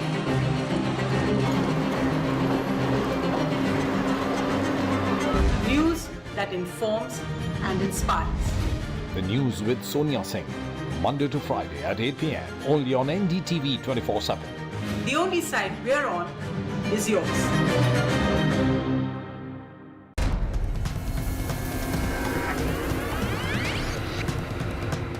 You're watching Truth versus Hype. We are on the road with Rahul Gandhi and the Congress's Bharat, Jodo, Yatra as it enters Maharashtra to examine whether the hype that this is indeed a resurrection of Rahul Gandhi and a revival of India's beleaguered lead opposition party is real or hype.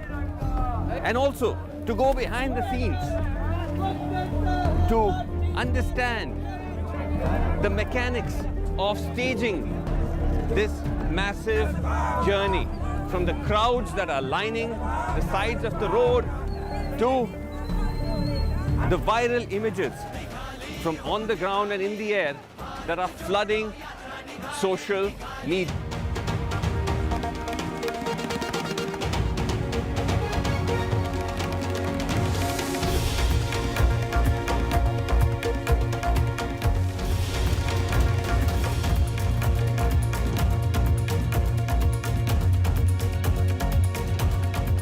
Welcome to Left, Right and Centre. It has been a packed news day. I'm Sarah Jacob. Let's get you up to date with the day's top story.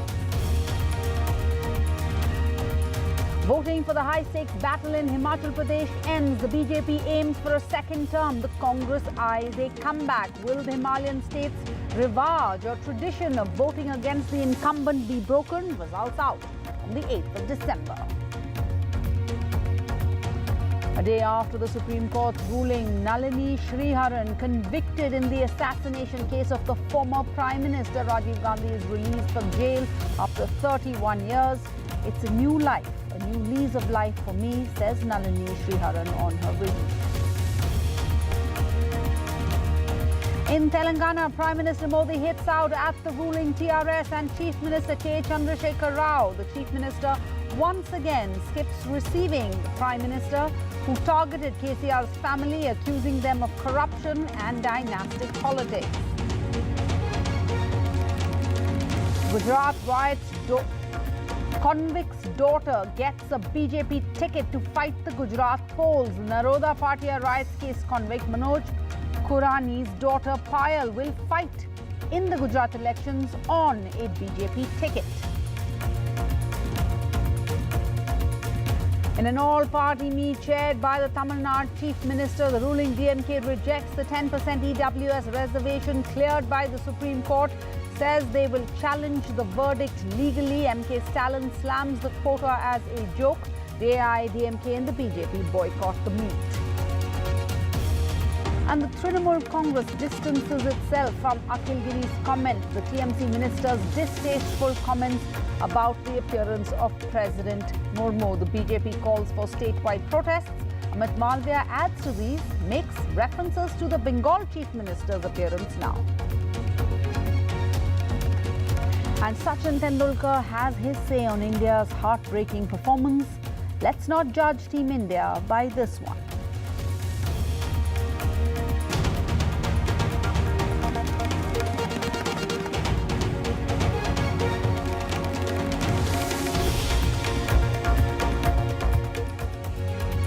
Top story. Polling wound up today for the high-stakes battle in Himachal Pradesh. The BJP is eyeing a historic second consecutive term, and they're banking on Prime Minister Modi, insisting that continuity is key to development. The Congress says this election is about local issues.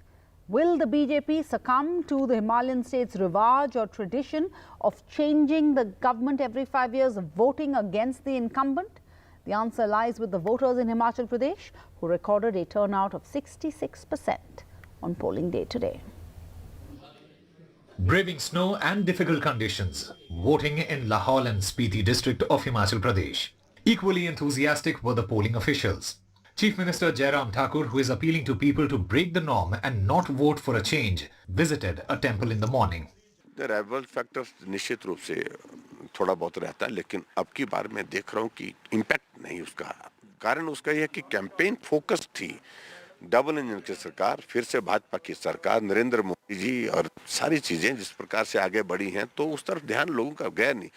अंततः तो आज जब voting वाले दिन भी मैं देखूंगा, मुझे ये दिख रहा है कि लोग जब वोट डालने के लिए जाएंगे तो सामने नरेंद्र मोदी जी, सामने कमल का फूल, डबल इंजन की सरकार, यही चीज होगी देख रहे हैं। After the death of six-time Chief Minister Vidarbha Singh, Pratibha Singh, who is leading the Congress in Himachal Pradesh, is confident the Congress's poll promises will convince people. When we went into the field, obviously without Veerbhadra Singh's face, without him not being there, it was a very, very difficult task for us also. But with times, everything settled down and people accepted that he's no more. But they look forward that it is his family, his legacy. They've done it earlier also. Now also we have hope that Congress will do the work and they will deliver whatever promises we have said. So that faith is there, and I feel that the common man will definitely vote for Congress this time. Union Minister and MP from Hamirpur, Anurag Thakur, who got emotional many times in the campaign, arrived to vote with his father, Prem Kumar Dhumal. That it is the Congress party who was in power in 2004 in centre as well as in state, who introduced the new pension scheme and rolled back the old pension scheme. So the onus is on the Congress party. At Dhumal's stronghold in once a power centre, Hamirpur, also known as Veer Bhumi, the Agnipat scheme and the old pension scheme for government employees, a huge chunk of the electorate here, are major poll issues. The youth also actively participated in the Himachal elections and openly put forth their issues. Main है बेरोजगारी, जो youngster हैं हमारे, जो sports में भी अच्छे हैं, सब अच्छे हैं, लेकिन अपॉर्चुनिटीज नहीं है उनके पास कि कोई ऐसी भर्ती में या कोई ऐसा कोई आर्मी में। शिक्षा तो हमीरपुर पहले नंबर रहता है, शिक्षा की कोई प्रॉब्लम नहीं, शिक्षा के यहाँ पे सारे इंस्टीट्यूट मैक्सिमम हैं। बेरोजगार की है दिक्कत, बेरोजगारी ज़्यादा हो गई है, युवाओं में रोजगार नहीं है, भर्तियाँ नहीं हो रही हैं, सरकारी पोस्टें नहीं कर रही हैं, उसकी भी प्रॉब्लम हुई है। Himachal elections are important for BJP and as well as Congress. For BJP, because this is home state of their party president JP Nadda. His prestige is on stake because rebels are blaming JP Nadda for their rebellion. And for Congress, because they've lost many elections. To go to Lok Sabha elections in 2024, if they win Himachal Pradesh, then their workers will have some confidence. And if they lose, then their morale is going to be low. In Himachal Pradesh with Vedant and Ashok Mahale, Saurabh Shukla for NDTV. All right, on left, right and centre, will the winds of change blow across Himachal Pradesh, or can the BJP beat incumbency? The state has had a 4-decade tradition of voting out the incumbent. Joining us, Alka Lamba, spokesperson of the Congress, Priyanka Kakkar, AAP spokesperson, and PKD Nambiar, political analyst and a BJP supporter. Ms. Nambiar, to you first, state elections are about local issues as opposed to national issues. Those are for national elections. That is politics 101. But here in Himachal Pradesh, you have the BJP fighting on the Prime Minister's face. Sachin Pilot says if the BJP had confidence in itself, then these tall leaders would not have to be roped in for this election, a sign that the BJP was in trouble. See, if you really look at it, BJP is the only party which has got a tall leader like Narendra Modi. When you have such a tall leader and a biggest brand ambassador for the party, why shouldn't they use it? One. Secondly, over the last 8 years, they have been talking about a double engine sarkar, which you have, we have seen that result of that even in Himachal, with the aims coming in, the road infrastructure becoming one of the best so far. You have never seen such kind of a development in the road infrastructure in the hill states, both in Uttarakhand and Himachal Pradesh. Despite the Chief Minister losing in Uttarakhand, and the entire media was talking about that, yes, Congress is going to come back. But you have seen that the tradition has been broken and BJP came back to the power. So same is going to happen in Himachal Pradesh too. Another part is that this time, if you are seeing, whatever we are talking about, this anti-incumbency. Traditionally, in the last 40 years of election trend, if you really look at it, that if there is an anti-incumbency, a strong anti-incumbency or anti-wave against the government, then what would have happened? There would have been a turnout, would have been much more. Maybe it could have gone to 70, 75 or 80. But whereas it has come down as far as the current the data which we have, that means as compared to the last election to this election, the voter turnout is also come down. That means there is no anti-incumbency. And predominantly, I think I was still in the morning in your show and TV, I was feeling that it is a neck fight. But today, when the election is out, I can really tell you that it is more of like a one-sided game. All right. Well, I don't know what it says about federalism if you have development only if there's a double engine sarkar, and does that mean, is it a threat that there is no development if you, like the centre will not cooperate or only cooperates with states that have their own party in power? But I want to go across to Alka Lamba. Let's try and fix PKD Nambiar's audio. Maybe you can log off and log in, PKD. Alka Lamba, but ironically, on one hand, you talk about central leadership, strong leaders from the centre being bought in. On the Congress, on the other hand, the central leadership seems to have been missing. Rahul Gandhi skipping Himachal mostly to be with the Bharat Jodo Yatra. And I ask this because, this is a crucial time. These Himachal Pradesh elections are coming ahead of 9 state elections due next year. And the Congress needs a psychological win to fire up cadres. सारा ये सच्चाई सब जानते हैं कि श्री राहुल गांधी जी कोई भी चुनाव स्किप नहीं कर रहे। सब जानते हैं 7 सितंबर से भारत जोड़ो यात्रा चल रही है और जो मुद्दा हिमाचल का है, जो मुद्दा गुजरात का है, वही मुद्दे भारत जोड़ो में बने हुए हैं। बेरोजगारी, महंगाई, गिरती अर्थव्यवस्था, गिरता रुपया, धार्मिक उन्माद, इसलिए भारत जोड़ रहे हैं और उसका असर सीधा हिमाचल में आपको देखने को मिलेगा। सारा मैं 100 दिन वहां रही हूं, पूरे 100 दिन करके 10 तारीख को लौटी हूं। 12 डिस्ट्रिक्ट में से 10 डिस्ट्रिक्ट में घूमी, 2 डिस्ट्रिक्ट किन्नौर जहां 1 सीट आती है, लाहौल स्पीति जहां 1 सीट आती है, सिर्फ वहां नहीं जा पाई। इस आधार पर कह रही हूं हम जीत रहे हैं। क्यों? क्योंकि अभी आपने मुख्यमंत्री जयराम ठाकुर जी को सुना, उन्होंने कहा मोदी जी सामने थे, जयराम ठाकुर जी सामने क्यों नहीं थे? क्योंकि सबसे कमजोर चेहरा साबित हो रहे थे। तो अंत में जो चुनाव है वो जयराम ठाकुर जी का चेहरा हटाकर प्रधानमंत्री तक ले आए। हमारी कोशिश ये थी कि मुद्दा चेहरा ना हो, मुद्दा वहां के मुद्दे जो आप भी दिखा रहे थे। सबसे पहला मुद्दा ओपीएस, ओल्ड पेंशन स्कीम को लागू करना। हमारा उसमें क्या था? पहली गारंटी, पहली कैबिनेट मीटिंग, पहली मोहर ओपीएस पे, पहले 10 दिन में बैंक खातों में पैसा आएगा। दूसरा, 10 लाख बेरोजगारों की सौगात है वहां पर। हमने क्या कहा? हमने कहा कि पहले 1 साल में 1 लाख सरकारी पद जो खाली हैं हम उसे भरेंगे। महंगाई पर मुद्दा रहा तीसरा सबसे बड़ा महिलाओं के बीच में, 1150 का उज्ज्वला सिलेंडर सब्सिडी बंद। हमने कहा हम घर घर लक्ष्मी के तहत 1500 रुपए आर्थिक मदद इस महंगाई से लड़ने के लिए देंगे, वो हो रहा। सेब बागवान उचित दाम नहीं, जीएसटी 12 से 18% कर दिया गया, सब्सिडी बंद कर दी गई। हमने कहा सेब बागवान तय करेगा उचित दाम क्या होगा, हम सब्सिडी बढ़ने जीएसटी बढ़ने नहीं देंगे। Okay. ये मुद्दे रहे, लेकिन भाजपा की जो कोशिश all right, so PKD Nambiar, the point is mudda. What is the mudda? First of all, the mudda they're saying is missing for the BJP, and then what muddas are put forward, let's discuss them. In Gujarat, you have a Naroda Partia riot case, convicts' daughter getting a BJP ticket to fight the Gujarat polls.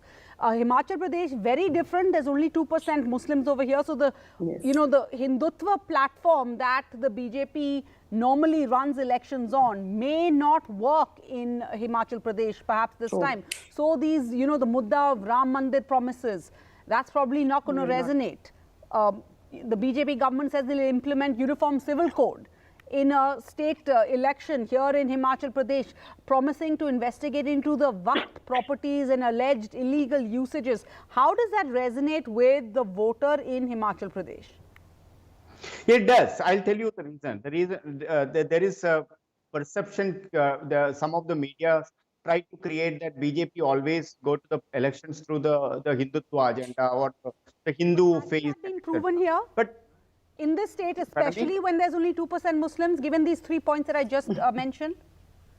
How does that matter? Why do we need to divide that? It is not, see, there is a perception now we need to change forever, that it is minority does not mean that it's all about Muslims. Secondly, in many states in this country, the Muslims are not a minority.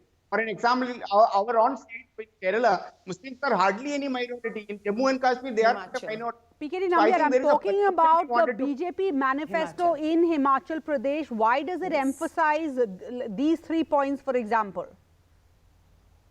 No, one is uniform civil code. This has been this is not something new which BJP is talking about. BJP has been talking about uniform civil code at least ever since 40 years. I know when I was a 4 or 5 year old kid, then onwards I am listening to. Elections. Secondly, where are the local issues?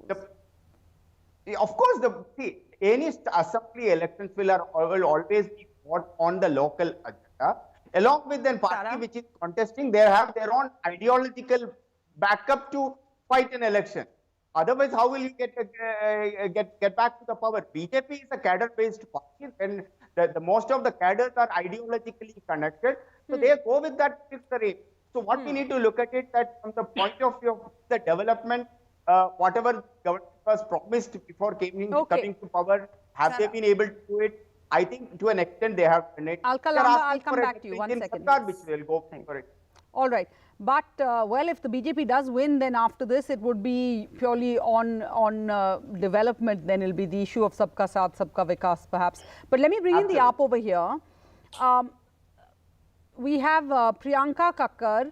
Priyanka, it's a crucial test for the BJP. They hope to beat precedent. They want to return to power. It's also a crucial test for the Congress. They're looking for an electoral revival. But AAP in the middle of this seems to have lost steam somehow, and this seems to have become a two-party battle because you're really focusing more on Gujarat, which is a bigger prize.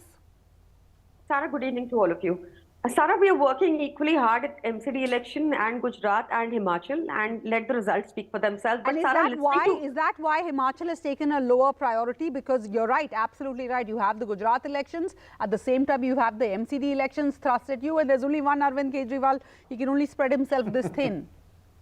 Sarah will do reasonably well even at Himachal. Let me assure you of that. And why I say this, when you played the ground report of a person who asked what the mudda was, he said unemployment. Surely he could not be talking about Congress because Rajasthan has the highest unemployment in the country. Surely he could not be talking about the BJP. You know, I was listening to the BJP supporter, and I don't know if he's the right person to be questioned, but I'll still try it. You know, he reminded me of the speech made by PM Sir during the Amrit Mahotsav, Azadi Ka Amrit Mahotsav that was celebrated on 15th August this year, where he said that people must support BJP on two core issues, one being corruption and the other being Parivarwad. Now look at Himachal Pradesh, what has BJP done? You know, they have given tickets to all the sons of the incumbent cabinet ministers, to wives and daughters of sitting and previous legislators, to name a few: Rajat Thakur, Chetan Bratta, Anil Dhimman, Anil Sharma, Maya Sharma, Neelam Nair, Govind Singh Thakurji. These are the few names. Then again, if you look at, if this is the attack on Parivarwad they are saying, what is the attack on corruption? We look at Morbi. In Morbi, they Till date, we do not know who was the officer who gave a contract without a tender and is not named in the FIR. We don't know who that person was. We don't know why the Oreva company Malik was not arrested after a clear form of corruption has taken 150 lives. So where is the attack? Neither on Parivarwad, neither on corruption. And people, now Arvind Kejriwalji's model presents a very fair model of social and economic development. That is what we are taking everywhere. You vote for us, you will get free electricity, free schooling, free health services. AAP has been saying no double engine Sarkar, they just need a completely new engine over here. That is correct. PK Rambiar, quick response before I go back to Alka Lamba. First and foremost is this Parivarwad which we have been hearing. What is Parivarwad is actually all about? That is inheritance. For an example, Veerabhadra Singh was the 6th time chief minister and his wife becoming chief ministerial candidate. That is called as Parivarwad. What that is called as Parivarwad. What is Rajat Thakur, sir? My statement. It's Sara, so I don't fight.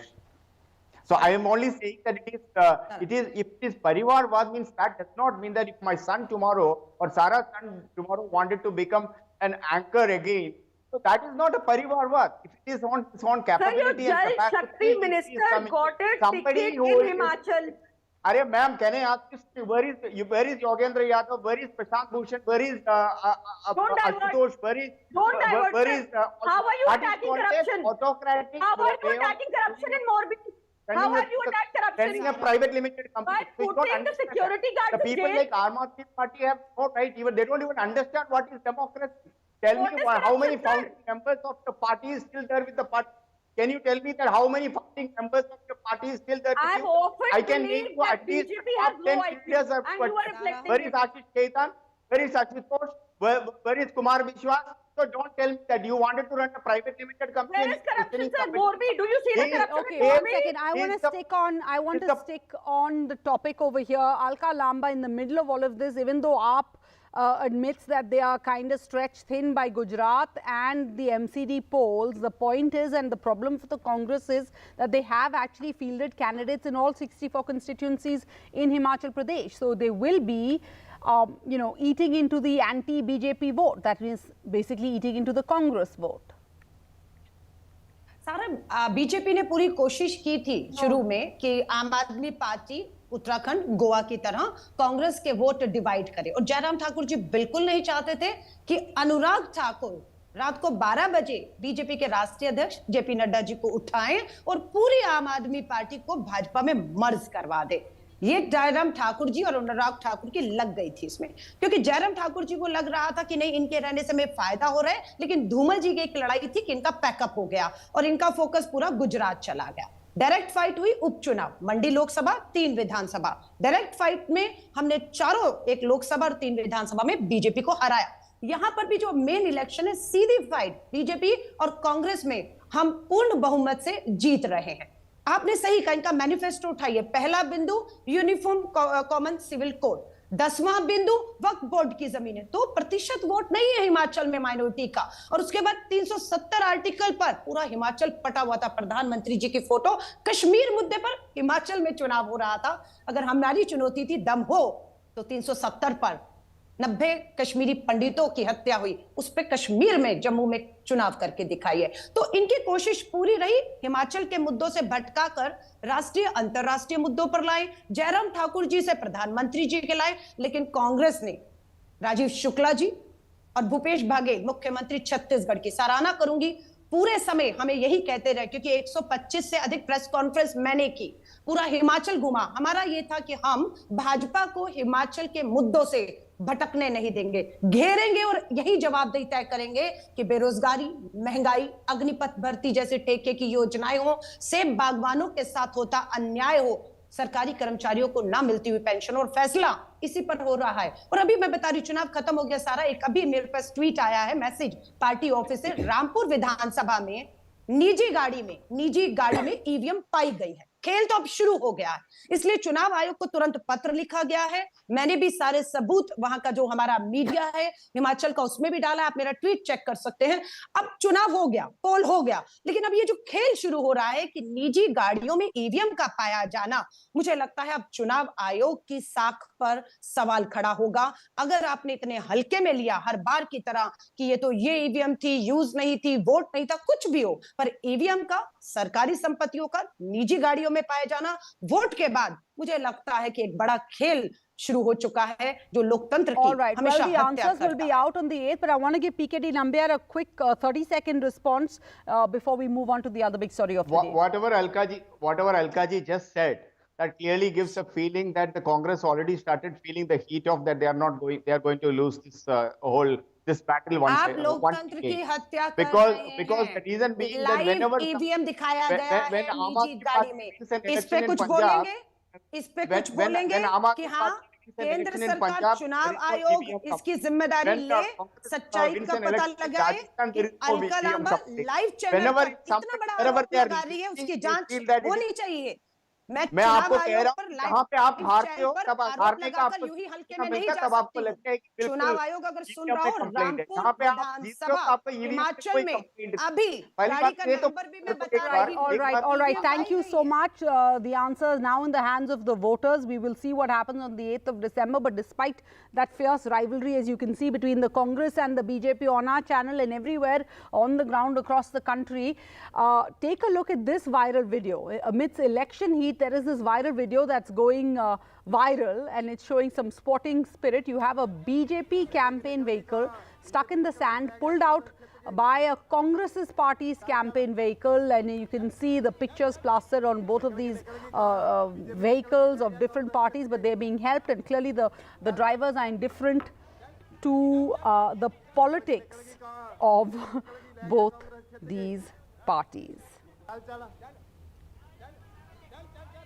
And of course, there's been a lot of reaction on this on social media, many of it humorous. I'm just going to point out what the AAP has been saying. The AAP has been alleging that the BJP and Congress, they play friendly matches, and they've been sharing this video of these mini trucks towing each other away to prove this point that they've been making. You have mini trucks decked with Congress campaign boards pulling out one another, another truck pasted with the BJP publicity material on a muddy roadside in Gujarat. All right, and finally the other big story of the day, a day after 6 convicts in the Rajiv Gandhi assassination case, the case of the assassination of the former Prime Minister of the country, the day after they were freed by the Supreme Court in a ruling. After 31 years in jail, 3 of the accused, Nalini Sriharan, her husband Murugan and Santhan, they were released this evening after a brief visit to the Vellore jail to complete formalities. Nalini this morning visited a local police station to mark her presence as a part of parole conditions. She, speaking to the press afterwards, said this is a new lease of life for her. She no longer wants to be in public life anymore. மறக்காம இருந்த தமிழ் உள்ளங்களுக்கு எல்லாருக்கும் என்னோட மனமார்ந்த நன்றிங்கிறது, ஒவ்வொருத்தரும் எங்களுக்காக உதவி செஞ்ச எல்லாருக்கும் என்னோட நன்றியை நான் தெரிவிச்சுக்கிறேன். மத்திய அரசு, மாநில அரசு இருவருக்கும் என்னோட மனமார்ந்த நெஞ்சார்ந்த நன்றியை தெரிவித்துக் கொள்கிறேன். பொது வாழ்க்கைக்கு வர விரும்பல. நான் வந்து ஒரு குடும்ப தலைவியா தான் இருக்க போறேன். என்னோட குடும்பம், என்னோட குழந்தை, என்னோட கணவர், இவ்வளவுதான் என்னோட வாழ்க்கை. உங்க மகள் கிட்ட பேசுனீங்களா? உங்க மகள் என்ன சொல்லிருக்காங்க? இங்க வராங்களா இல்ல நீங்க அங்க போறீங்களா? நாளைக்கு நீங்க எல்லாம் அங்க வந்துருங்கப்பா, நம்ம பேசுவோம். சென்னைக்கு கண்டிப்பா வாங்க எல்லாரும், எல்லாரோடையும் சந்திப்போம். நாளைக்கு வந்து பிரஸ் மீட் சென்னையில வச்சிருக்காங்கங்க. நம்ம எல்லாரும் சந்திப்போம் திரும்ப. சரிங்களா? அவங்க சுப்ரீம் கோர்ட்ல இருந்து லாயர்ஸ்லாம் வந்திருக்காங்க டெல்லியில இருந்து. அவங்க எல்லாரும் உங்களை எல்லாரையும் சந்திக்க விரும்புறாங்க. அவங்க கூட எல்லாருக்கும் என்னோட மனமார்ந்த நன்றி. Initial reaction is each and every person of our family is very happy, and we were very delighted about that unexpected judgment. She is very happy. She is going to live with her family. What is your are you planning to meet Tamil Nadu Chief Minister M.K. Stalin anytime soon? To thank him. Personally. We will try to get his appointment. After that, definitely we will thank him. Thank you for joining us on Left, Right and Centre. That's the news at this hour. Stay tuned to NDTV for constant updates.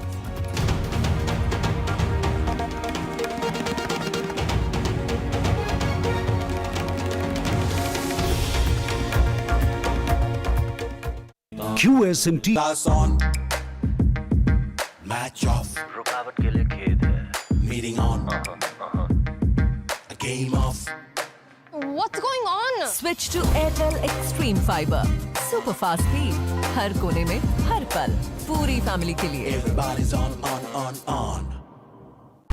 Legacy is often seen as a burden of expectations. It comes with its own set of challenges. The challenge to take it forward, challenge to reimagine, challenge to be in the present, and also challenge to think about the future. What accountability are you talking about? As long as the core values and principles remain uncompromised. Debates are essential not just for journalism, but for humanity. It ignites our mind, opens it up for counter-opinion. To hear all views, opinion of all hues. Which is why the oldest running debate show on Indian news television is not 22 years old, but it is young at 22. इस initiative को मैं अभिनंदन करता हूं कि सच को सच के रूप में पेश करने का उन्होंने साहस दिखाया. So let us begin the big fight.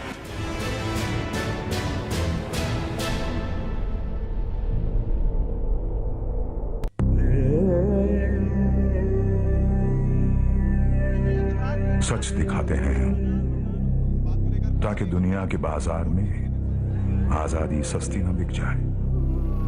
कुर्सी पे बैठने वालों को जमीन की अहमियत याद रहे. सच दिखाते हैं हम ताकि पैसे की चमक से कभी हुनर ना पड़े फीका. खुदगर्जी खोखला न बना दे सोचने का तरीका. सच दिखाते हैं हम ताकि अच्छे विचार और आदर्श बस किताबी बातें ना रह जाएं. चुनौतियां काफी ज्यादा हैं, बड़ी चुनौतियां हैं. एक बेहतर कल चाहते हैं हम, इसलिए सच दिखाते हैं हम. NDTV इंडिया, जुबान पे सच, दिल में India. Cross the distance between darkness and vision. Teach a generation that has lost all hope. Treat a patient from thousands of miles away. None of this was possible till technology stepped in and made it possible. A selection of the finest stories from across the country where technology comes with a human touch. Unleash your dreams with Snapdragon in collaboration with NDTV, only on the NDTV network. They say the zero is nothing unless it connects the dots and the real story emerges. Unless it captures the truth. They say the camera never lies. Unless it is the essence of India, of diversity and tolerance. Unless it reveals the wealth of nations and silences the barrel of a gun.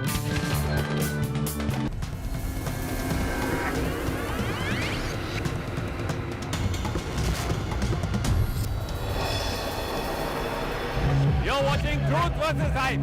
We are in Nanded, Maharashtra, along with Rajiv Gandhi and the Congress party's Bharat Jodo Yatra. It's now been 60 days and they've roughly reached the halfway mark of the 1,500 kilometer Yatra from Kanyakumari to Kashmir.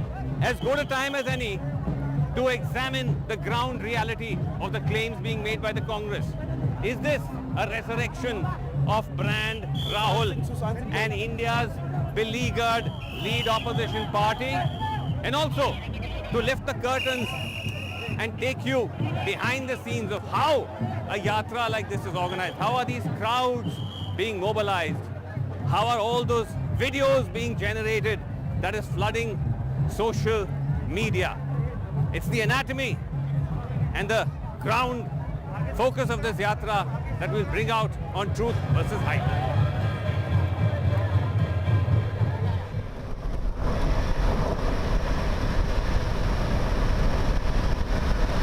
On the road to the Bharat Jodo Yatra at the break of dawn, Start time every day 6 a.m.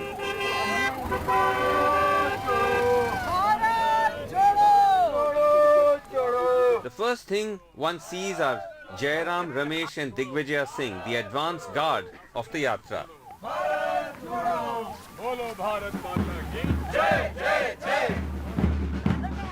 Then marching bands. Then schoolgirls rehearsing the traditional Maharashtra dance of Lezium. Then the crowds. And then Rahul Gandhi. We will now give you a sense of what it is like for a journalist to cover the Bharat Jodo Yatra. We are now going to be taken inside what is called the D of the Yatra. And this is now how it is working for the media to cover the Yatra. You'll see Rahul Gandhi there behind you, but we have to keep this kind of distance with the volunteers telling us constantly that we have to keep moving. And the design of this is as follows, that Rahul Gandhi keeps walking. There are people on the side. He stops and meets some of them impromptu. But at the same time, behind the Yatra are many others who are also following. And they from time to time are brought to the front of the Yatra to walk alongside Rahul Gandhi. And that is what is yielding some of those photo ops you see of Rahul Gandhi interacting with different individuals, which is, of course, maybe making for wonderful optics for the Congress, but it still raises the question as to what this Yatra is all about. Hum jodenge. Mata ki jai. Hundreds of kilometers away, a crucial election in Gujarat is unfolding.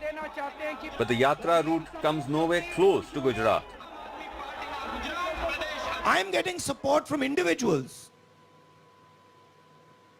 that is much more powerful than 500,000 people. The Congress has gone blue in the face, saying this is not an election-winning Yatra. Objective, as I have stated again and again, is to bring India together. Objective from my perspective is not 24 election. I am seeing that India is being divided, violence is being spread in our society, and this is damaging for our country. Unlike other Padyatras which sometimes use a mix of driving and walking, Rahul Gandhi reportedly insisted that he will only walk the entire duration of this journey. Now, this means that they can only get to cover about an average of 20 kilometers a day in 2 sessions, 10 kilometers in the morning and 10 in the evening. This is slow going, and it means, for example, that they will end up spending close to 5 days in just this one district we are in Nanded. Once again, to underscore the Congress's point that this is not just about narrow political goals, but about lofty ideals.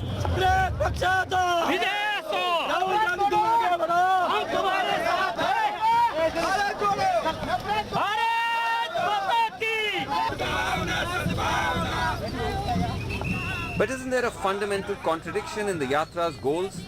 If the Congress aim is to unite India, then surely the goal should be to politically defeat the BJP, which, as per the Congress, is dividing India.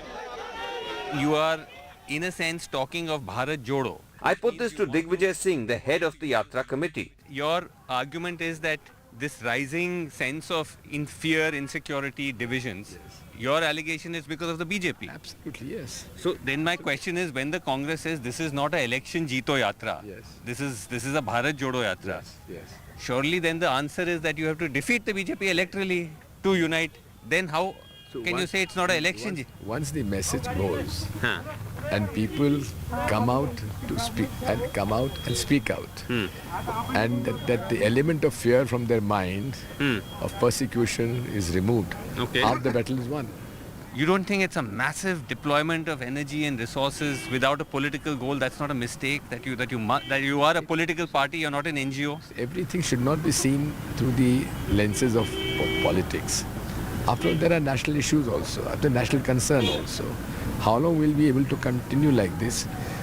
the way the constitution is being compromised, the way the constitutional position, statutory bodies are being compromised, innocent people are being harassed, and the moment they join BJP, all their troubles go away. So what is the Yatra achieving? An image makeover for Rahul Gandhi? Digvijaya claims this isn't about one leader. But as far as Rahul's own image is concerned and what this is doing to his image and how he's perceived by people, what do you see as the most significant outcome coming out of this Yatra? He's proving everyone wrong. He's proving everyone wrong. In what sense? The kind of perception that was built around him. Okay, as someone who's not a serious politician, as someone who's missing in action. Absolutely, yes. Tell me one person who will do it. A Yatra like this? Would Mr. Narendra Modi do it? Would Mr. Amit Shah do it? Or for that matter, any BJP leader would do it. Is it a Rahul Gandhi Yatra or a Congress Yatra? It is a Congress party Yatra of which Rahul Gandhi is a prominent face. He's the main face. His images are there everywhere in all the posters, social media, everywhere. It is not AICC which is putting up this. This is the party, this is the local party leaders who are putting it up.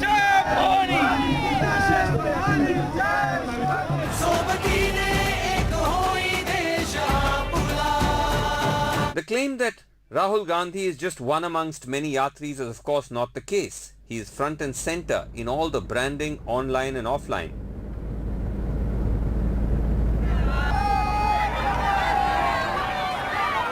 Yet one could see the Congress make an effort to rope in a kind of Noah's Ark of social causes along the route. आप लोग कांग्रेस के worker हैं या आप public हैं कौन मतलब जैसे हम एकल महिला संगठन में काम करते हैं एकल महिला संगठन में काम करते हैं एकल महिला संघ अच्छा एकल महिला संघ एकल महिला संगठन अच्छा ये संगठन क्या करता है ये विधवा महिलाओं की समस्या का हल करता है विधवा समस्या का हल करता है आप उससे जुड़े हुए हैं अच्छा तो आप ये इनका समर्थन करने आए हैं अच्छा क्यों क्या वजह है क्या अच्छा लगा यहाँ का हमको अच्छा लगा इसलिए अच्छा लगा तो आप राहुल गांधी को भी देखने आए हैं या सपोर्ट करने आए हैं सपोर्ट करने आए हम 100% सपोर्ट करने आए हैं आप सब भी सपोर्ट करेंगे करेंगे आप सब इसी संगठन से काम करते हैं सब इसी संगठन के हैं अच्छा हम सब उसका साथ देंगे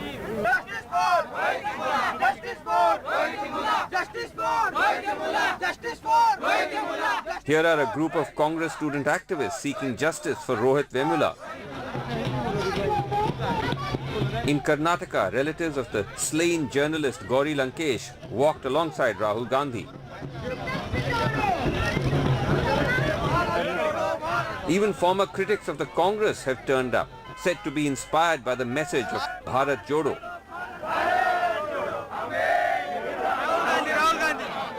But when we spoke to crowds lining the route, most see the Yatra as a political event that will lead to the comeback of Rahul Gandhi.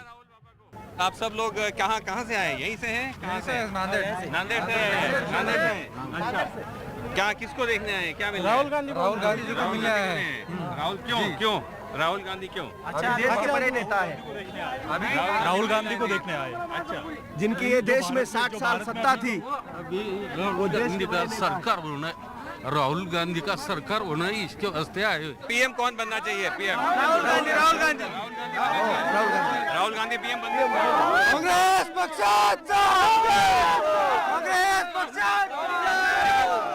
नहीं वो तो ठीक है लेकिन कांग्रेस का तो हालत बहुत खराब चल रहा है अभी तो लोकसभा चुनाव में महाराष्ट्र चुनाव में कांग्रेस भी आएगी नहीं राहुल गांधी पीएम बनेंगे कैसे बनेंगे आप बताइए पिछली बार तो उनको 50 सीट भी नहीं मिल पाए अगले साल 300 को पार हो जाएंगे राहुल गांधी 300 को पार देश बढ़ाने में कांग्रेस ही आगे है पहले से सत्ता उनकी है उन्होंने जो 60 साल में अभी पूछ रहे हैं सब लोग अभी वो बीजेपी वाले प्रचार कर रहे हैं कि 60 साल में बीजेपी कांग्रेस ने क्या किया है जो कांग्रेस ने किए वाला है वही बेच के अभी बीजेपी वाले खा रहे हैं हम राहुल गांधी को देखना है लेकिन उससे बेहतर उनसे ये जानने के लिए है कि इससे बेहतर इन्हें क्या कर सकते हैं जो बीजेपी ने यहाँ पे एजेंडा चलाया है लोगों को बेवकूफ बनाने का वो बेहतरीन बनाने के लिए राहुल गांधी जी ने जो भारत जोड़ो अभियान जुड़ा है। आप सब कांग्रेस के वर्कर हैं, आम पब्लिक है? कौन कौन? आम पब्लिक है, आम पब्लिक है। और कांग्रेस के लिए काम करना है, यहाँ से कांग्रेस के लिए काम कर रहे हैं। ये सब पब्लिक है, किसान है सब किसान लोग हैं। आप क्या करते हैं? खेती करते हैं। आप कहाँ से हैं? कौन सा गांव से हैं? लोगांव फाटे में है। नौगांव? कितना दूर है यहाँ से? नजदीकी है। नजदीक है। अच्छा, आप क्यों आए इधर? राहुल बाबा से मिलने के लिए आए थे। देखने आए थे हम। राहुल बाबा को देखने आए थे? देखा राहुल बाबा को? नहीं दिखा ही नहीं, भीड़ में नहीं देख पाए? नहीं देख पाए। आप देख पाए राहुल बाबा को? थोड़ा देखा, ज्यादा नहीं दिखे। थोड़ा देखा। मेरे को तो दिखाई नहीं सर। आप कैसे आए इधर? आपको कोई लेके आया? कैसा आया आप? मैं जाई, हम ही जाए खुद पैदल। आप ही पैदल होके आए? पैदल ही पैदल आए। अच्छा, क्यों देखना चाहते हैं आप राहुल बाबा को? देखने जाते हैं, बहुत दिन हो गए, अब ऐसी मजबूरी है तो देखना अच्छा रहता है भारत के लिए। ये आपका बेटा है? अच्छा, आपको राहुल बाबा को क्यों देखने आए आप? क्या अच्छा लगता है? दिल से हमारा तमन्ना है, बाबा को देखेंगे, बात करेंगे, अपना परेशानी सुनाएंगे। अच्छा, उसके लिए आए। आप हमेशा से राहुल को पसंद करते हैं? पसंद करते हैं हम लोग राहुल। आप भी? हाँ करते। अच्छा, क्यों? क्या अच्छा लगता है राहुल में? सब कुछ अच्छा लगता है, सबके लिए भला करता है, उसके लिए हमको भी भला लगता है, देखने चाहते हैं। कांग्रेस को अभी यहाँ पीछे चल रहा है ना, महाराष्ट्र में नंबर 4 पे आया था लास्ट टाइम, अभी तो सबसे आगे तो बीजेपी चल रहा है। अभी फर्स्ट आएगा, अभी फर्स्ट आएगा, एक नंबर आएगा कांग्रेस। मोदी का एक नंबर में आएगा, एक नंबर पे आएगा। हाँ, एक नंबर। मोदी का जुमला था, कांग्रेस वापस एक नंबर पे आएगा। ऐसा क्यों बोल रहे हैं आप? क्या चेंज क्या हो गया? अभी इसके लिए तो राहुल ये खुद बाहर आए हैं, इसके लिए। इसलिए आपको विश्वास है? यस। महंगाई 1200 को गया, इतना महंगाई हो गया। भारत जोड़ो और ये एकता और अखंडता का मैसेज है राहुल गांधी का, और ये सब धर्मों को एक साथ लेके चलने वाला कांग्रेस पार्टी है, कोई जात भेद का नहीं है, और ये अपना संविधान को लेके चलने वाला देश है, कोई नफरत फैलाने वाला देश नहीं। आपका नाम क्या है? इमरान। अच्छा, लेकिन एक बताइए, ये जो बता रहे हैं कि राहुल गांधी तो वैसे दिखते, इस बार तो आए हैं मैदान में, लेकिन बाकी टाइम सारा कहीं दिखते नहीं है, एब्सेंट रहते हैं, गायब रहते हैं।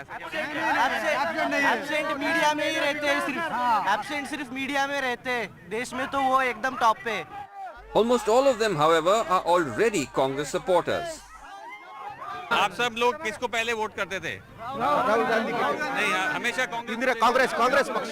पहले किसी बीजेपी वगैरह को नहीं देते? नहीं, ये तो बाद में आया। आप लोग हमेशा से कांग्रेस में रह चुके हैं? पूरा टाइम? आप में से किसी ने बीजेपी को वोट किया है लास्ट टाइम? कोई वोट नहीं किया है, तो सब कांग्रेस के सपोर्टर्स है इधर। मोदी जी का कोई यहाँ पे फैन नहीं है? नहीं है सर, ओनली राहुल गांधी। मोदी जी का कोई फैन नहीं है। मोदी जी अच्छा नहीं है? नहीं, अच्छा नहीं है। क्यों? ये बेरोजगारी, ये इसीलिए अच्छा नहीं है वो। आप लोग पहले से कांग्रेस को वोट करते थे? हाँ सर, हम पहले से Congress.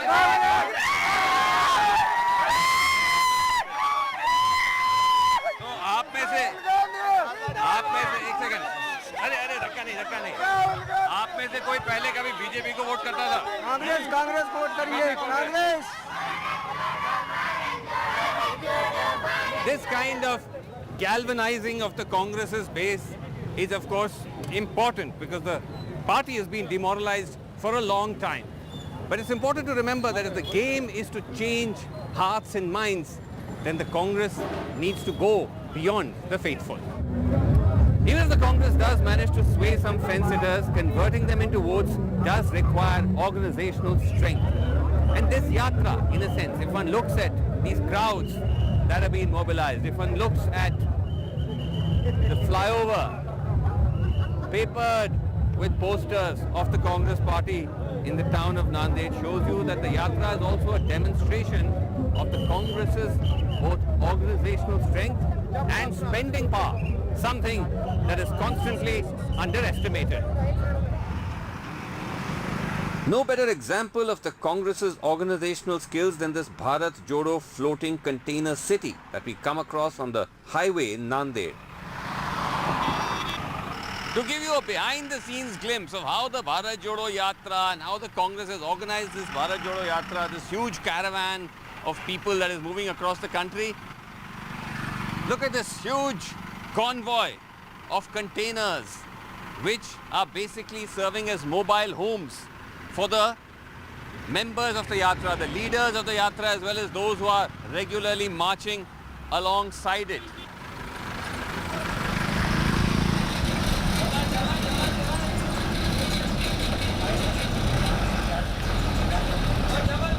So now we are inside the mini container floating township of the Bharat Jodo Yatra. This parking lot of a banquet space in Nanded has been turned into the resting place for these containers for the duration of this leg of the Yatra. And what we are told by the Congress is that there are a total of 60 such containers which can house about 300 people who are traveling all the time with the Yatra. This includes Rahul Gandhi, who stays in a container very much like this, as well as his aides, senior Congress leaders, some of the core Yatras, members, Yatris, as well as a floating ecosystem of people who have to keep this whole thing going, wrap it up every night, and then shift it to the next location.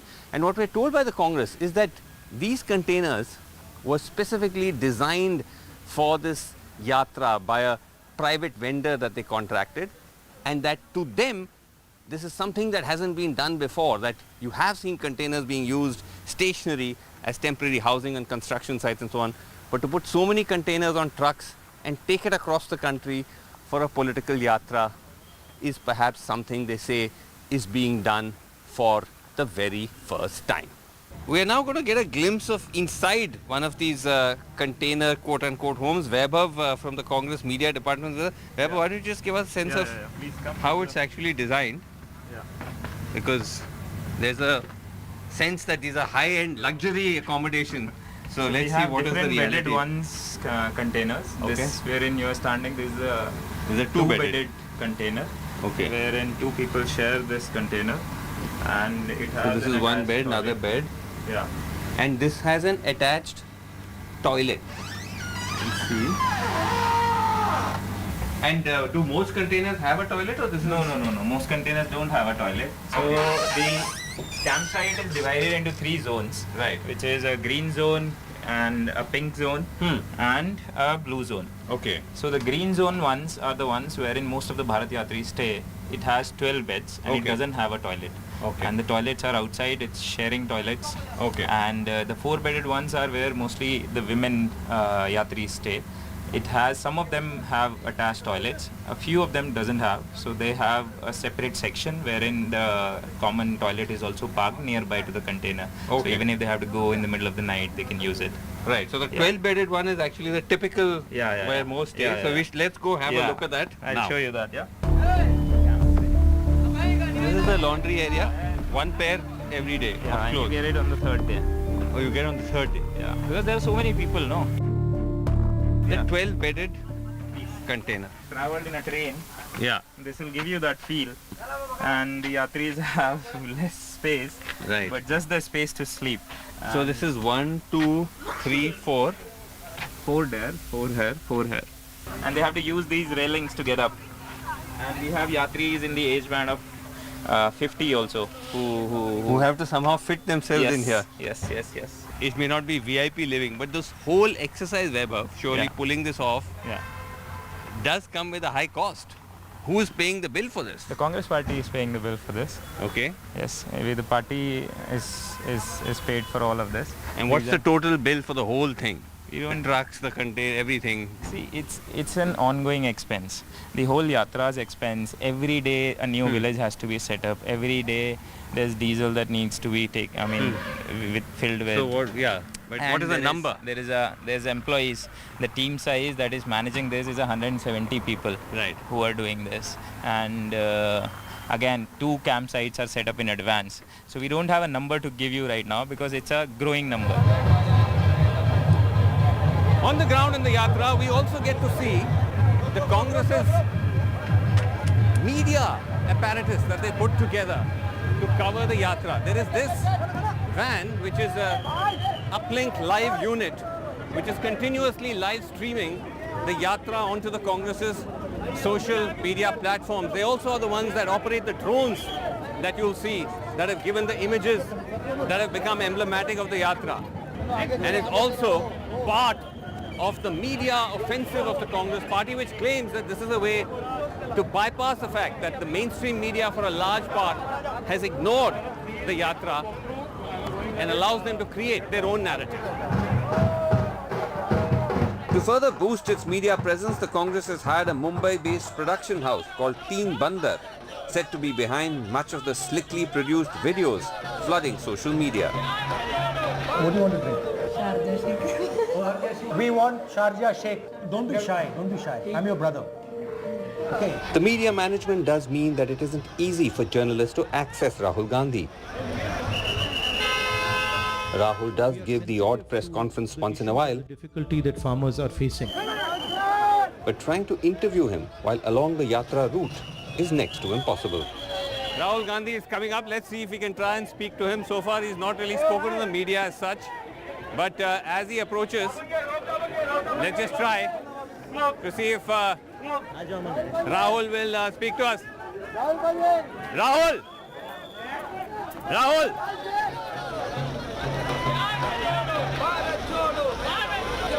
The Congress has also managed to rope in key political allies like the Shiv Sena's Aditya Thackeray and the NCP's Supriya Sule, who first walked and then even appeared alongside Rahul Gandhi at a rally in Nanded. But can the Yatra fix the deeper structural problems of the Congress, which are spilling over into the Yatra, like the worries over the exodus of leaders? Take Nanded, the bastion of former Chief Minister Ashok Chavan, MLA from Nanded district and the host of this leg of the Yatra. This is your area, Nanded. What all arrangements did you have to make for the Yatra? Nothing very special. We have accommodation, which is normal Mangal Karyalayas where we have marriages and all that. So nothing very special about it. His own camp he has set up. So there's nothing special about any arrangements being made. Chavan has spent a good part of his time fielding questions on rumours that he's joining the BJP after he met Deputy Chief Minister and BJP leader Devendra Fadnavis. But why is there this constant reports then that you are drifting towards Rumours BJP? are rumours. They are not to be believed. But you did meet Devendra Fadnavis? I meet him several times. Achha. I have been meeting not only Devendra Fadnavis, I have been meeting Eknath Shinde also. We have been in the cabinet as a representative of the people of this constituency. We have got several works. So they used to meet me when I was. So you're with Congress fully? Definitely. What, you have any doubts about it now? No. So no question of BJP?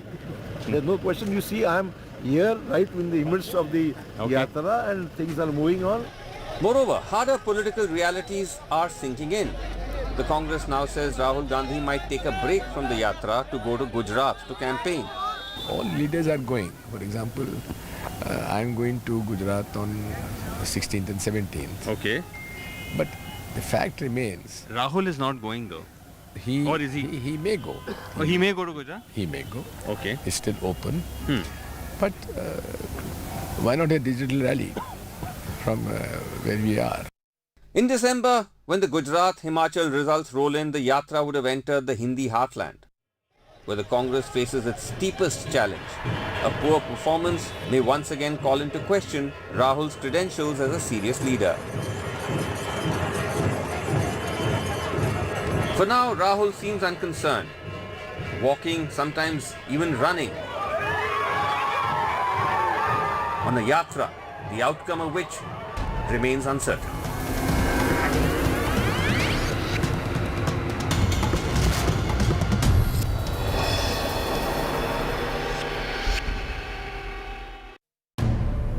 On match off रुकावट के लिए खेद है meeting on a game off. What's going on? Switch to Airtel Extreme Fiber. Super fast speed. हर कोने में हर पल पूरी family के लिए. Everybody's on.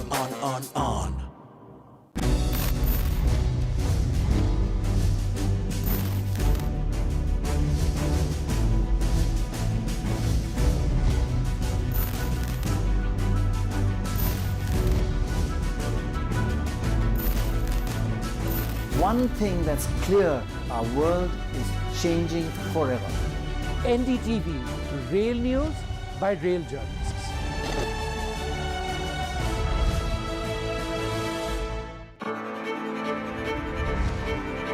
This is NDTV.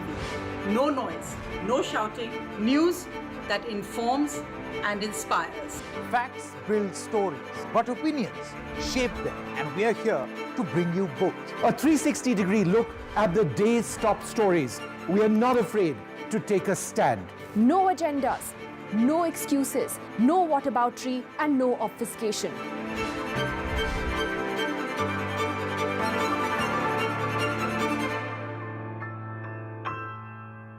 Gadgets 360 is here to help you with all your tech needs. Gadget 360, Gadget Love. Gadgets 360, Gadgets Love. You too can get some gadget love with buying guides, expert reviews, and all the latest news on Gadgets 360.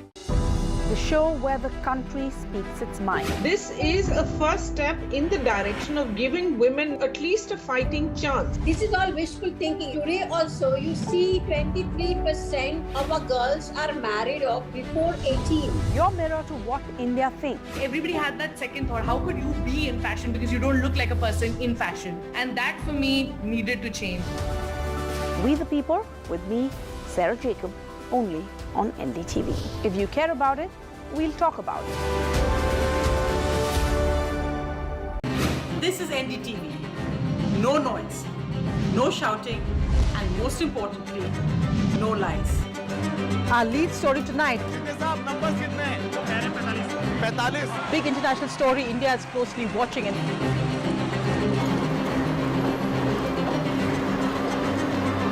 News that informs and inspires.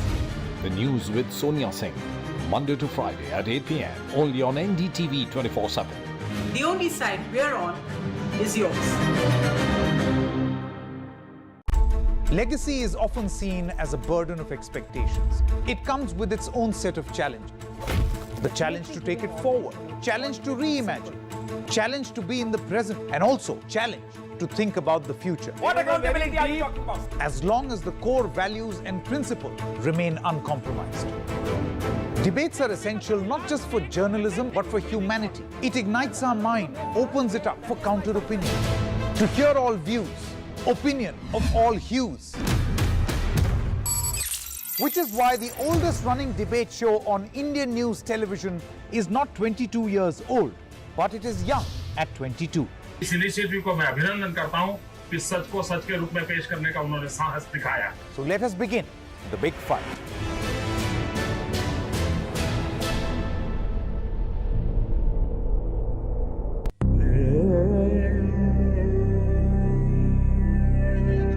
सच दिखाते हैं हम ताकि दुनिया के बाजार में आजादी सस्ती न बिक जाए.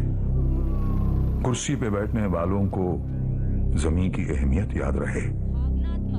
सच दिखाते हैं हम ताकि पैसे की चमक से कभी हुनर ना पड़े फीका. खुदगर्जी खोखला न बना दे सोचने का तरीका. सच दिखाते हैं हम ताकि अच्छे विचार और आदर्श बस किताबी बातें ना रह जाएं. चुनौतियां काफी ज्यादा हैं, बड़ी चुनौतियां हैं. एक बेहतर कल चाहते हैं हम, इसलिए सच दिखाते हैं हम. NDTV इंडिया, जुबान पे सच, दिल में India. Cross the distance between darkness and vision. Teach a generation that has lost all hope. Treat a patient.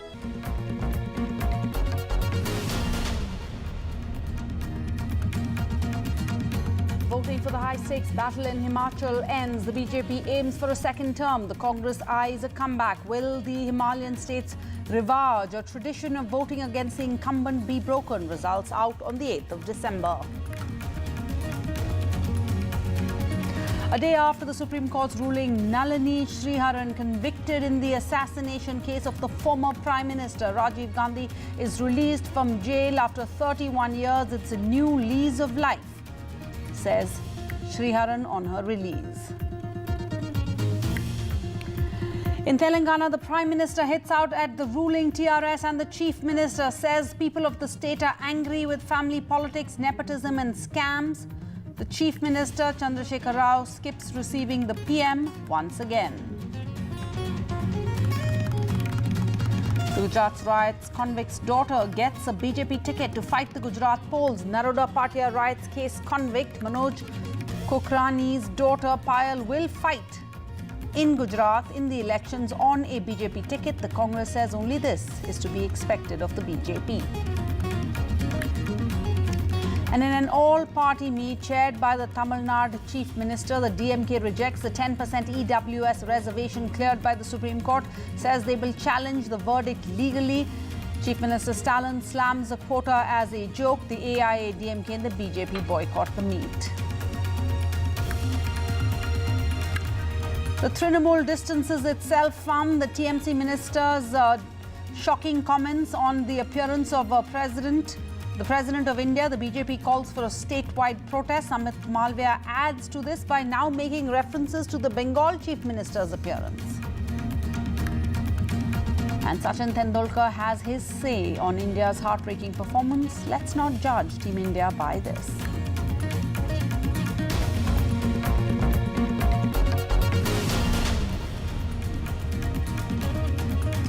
A day after the Supreme Court ordered the freeing of 6 remaining life-term convicts in the 1991 former Prime Minister Rajiv Gandhi assassination case, after 31 years in jail, 5 of them, Nalini Sriharan, her husband Murugan, and Santhan robber Payas and Jayakumar, were formally released from Tamil Nadu jails on Saturday evening.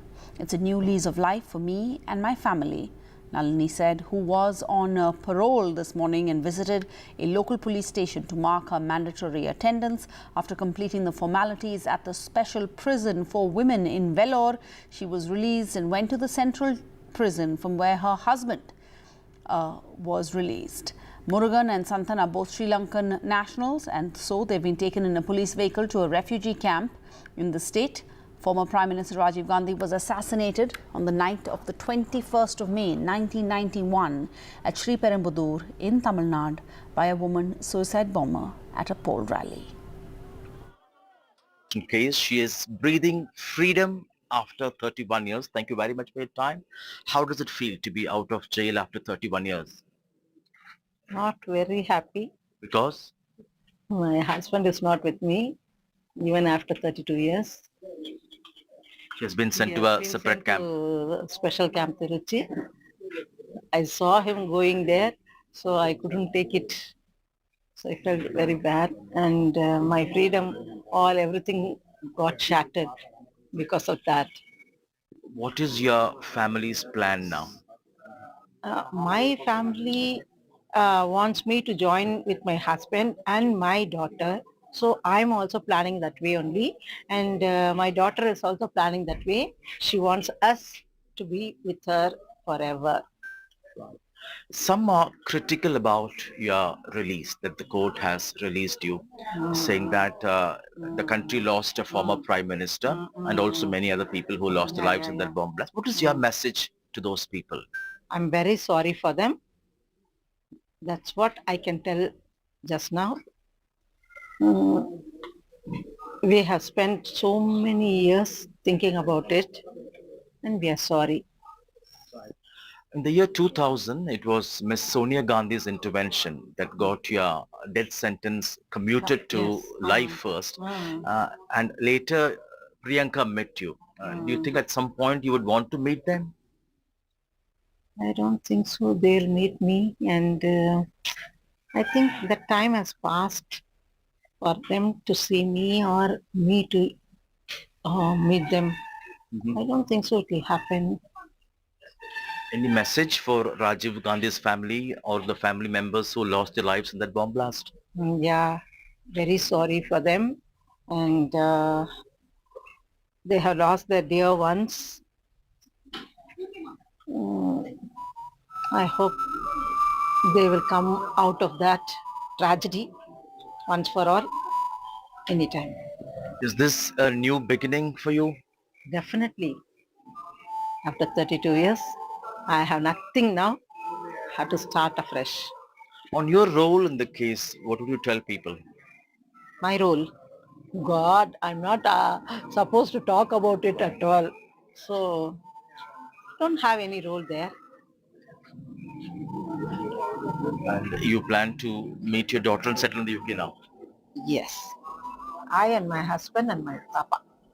Thank you so much for your time. And that was Nalini Sriharan, one of the convicts in the Rajiv Gandhi assassination case, who has been set free by the Supreme Court after 31 years behind bars.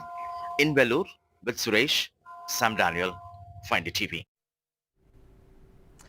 And polling wound up in the high-stakes battle in Himachal Pradesh on Saturday. The BJP is now eyeing a historic second consecutive term, and they're banking on Prime Minister Modi, insisting that continuity is key to development. The Congress, though, says that local elections are on local issues. So will the BJP succumb to the Himalayan states' rivaj or the tradition of changing the government every 5 years, voting against the incumbent? The answer lies with the voters in Himachal Pradesh, who recorded a turnout of 66% on polling day on Saturday. Braving snow and difficult conditions, voting in Lahaul and Spiti district of Himachal Pradesh. Equally enthusiastic were the polling officials. Chief Minister Jairam Thakur, who is appealing to people to break the norm and not vote for a change, visited a temple in the morning. The rival factor निश्चित रूप से थोड़ा बहुत रहता है, लेकिन अब की बार मैं देख रहा हूँ कि इम्पैक्ट नहीं उसका। कारण उसका यह कि कैंपेन फोकस थी, डबल इंजन की सरकार, फिर से भाजपा की सरकार, नरेंद्र मोदी जी और सारी चीजें जिस प्रकार से आगे बढ़ी हैं, तो उस तरफ ध्यान लोगों का गया नहीं।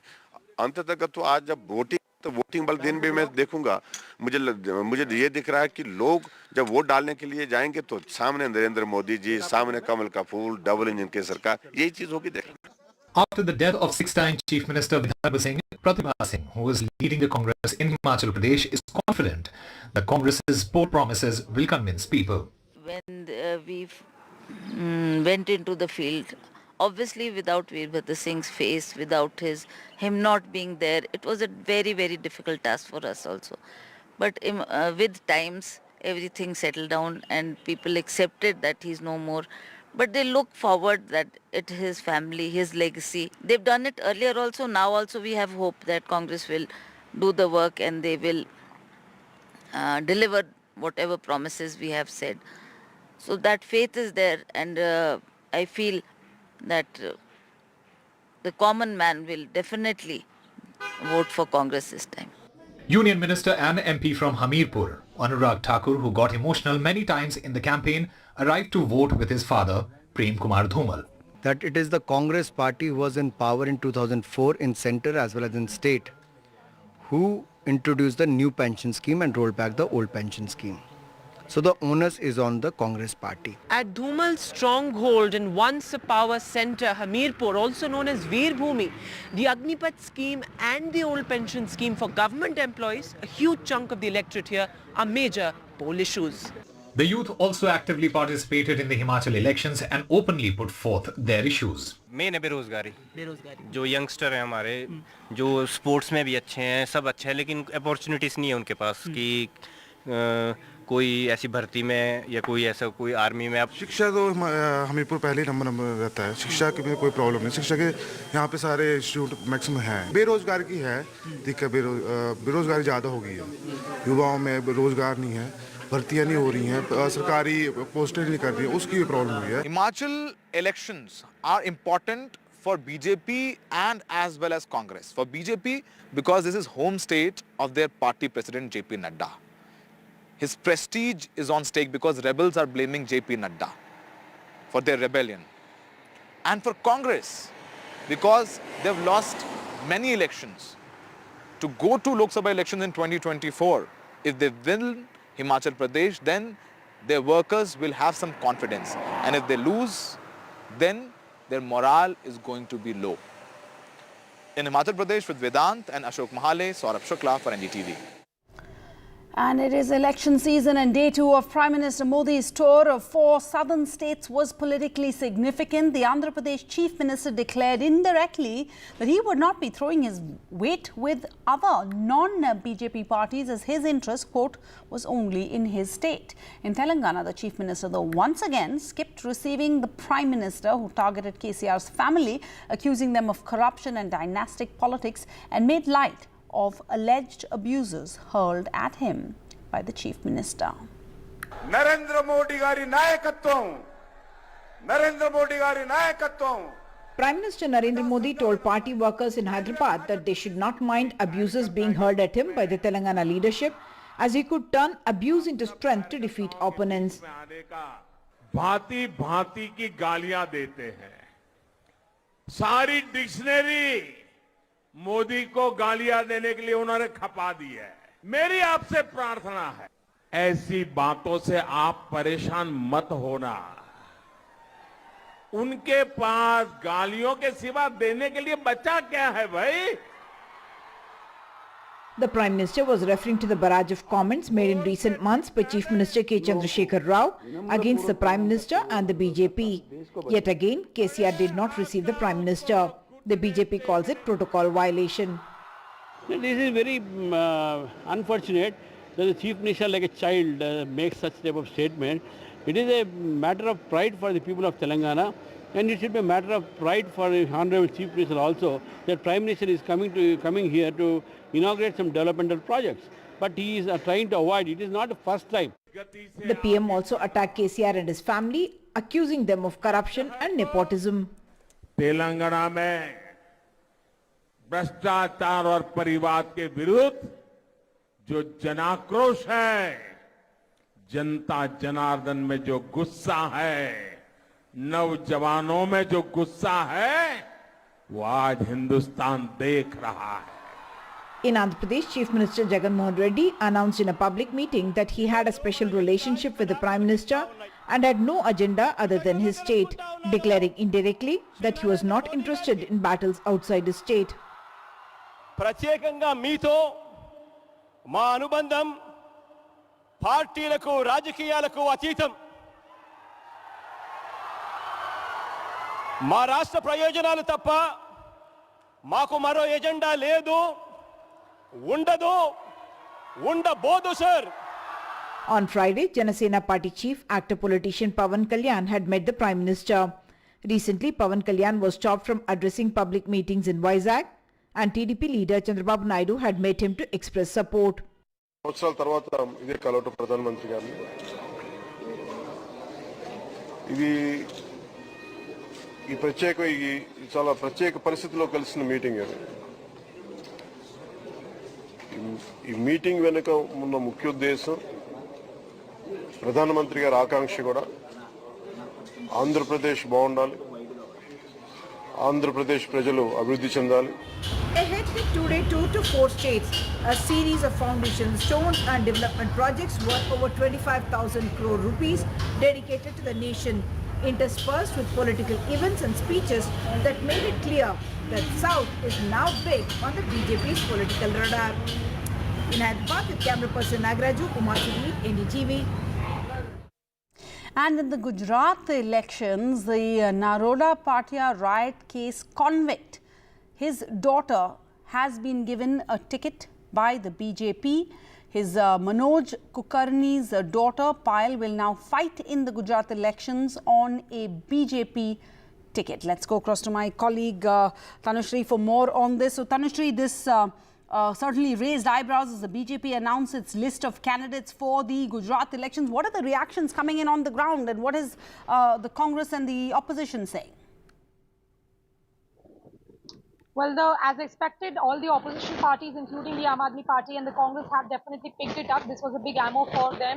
And looking at the Bharatiya Janata Party's choice of candidates, Payal Kulkarni, who is the daughter of one of Naroda Patia massacre convict, this is the second controversial person who has been nominated by the BJP, who has been fielded by the Bharatiya Janata Party. The first was the Godhra MLA, the 6-time Godhra MLA, who has been again fielded from the seat of Godhra by the BJP. Is the same person who called the convicts of Bilkis Bano Sanskari Brahmins. He was also part of the Godhra Advisory Committee that granted remission to the convicts. Now, the second person is definitely Payal Kulkarni. She is the daughter of one of Naroda Patia massacre's convicts, and now her, her being fielded from the Bharatiya Janata Party from the Naroda seat has definitely given ammo to the Aam Aadmi Party. The Aam Aadmi Party is saying that this is not a big deal for the BJP, who is not following any electoral norms as far as the elections are concerned. they are all out to attack the BJP. On the other hand, we spoke to Mr. Gehlot, Ashok Gehlot, who is the Rajasthan Chief Minister and a veteran Congress leader. He also told us very categorically that ever since independence, BJP is the first party to topple the government with the help of horse trading. Even if they are fielding convicts, it's not going to be a big deal because they do not really care about the democracy. That's what Mr. Ashok Gehlot told us. In fact, he also said that we were talking on their Congress's weak campaign in the state of Gujarat just ahead of the elections. He said, yes, I agree that Congress did give a weak campaign, but I have been covering rallies and we are getting full public support and we are quite confident of winning in the state of Gujarat just ahead of the elections. In fact, we have spoken, Gujarat Chief Minister Ashok Gehlot has spoken exclusively to NDTV on various topics. Listen into that chat. ये इनकी कथनी में करने में बहुत अंतर है। ये कहते कुछ हैं करते कुछ हैं, कोई नई बात नहीं है। ये तो गुजरात नहीं है, सब जगह ये राजनीति कर रहे हैं। आप उससे अंदाज लगा लीजिए, आज़ादी के बाद में पहली बार नया मॉडल आया है गवर्नमेंट को टोपल करने का। कर्नाटक, मध्य प्रदेश, महाराष्ट्र और बाकी गोवा और ये तो है ही है, अरुणाचल प्रदेश भी है। तो आप बताइए, कंट्री में जो डेमोक्रेसी कमजोर कर रहे हैं लोग, वो बहुत बड़ा खतरा है। लोग समझ नहीं पा रहे अभी। ऐसा कभी आज तक नहीं हुआ कि गवर्नमेंट को हॉर्स ट्रेडिंग करके सरकार बदल दो आप।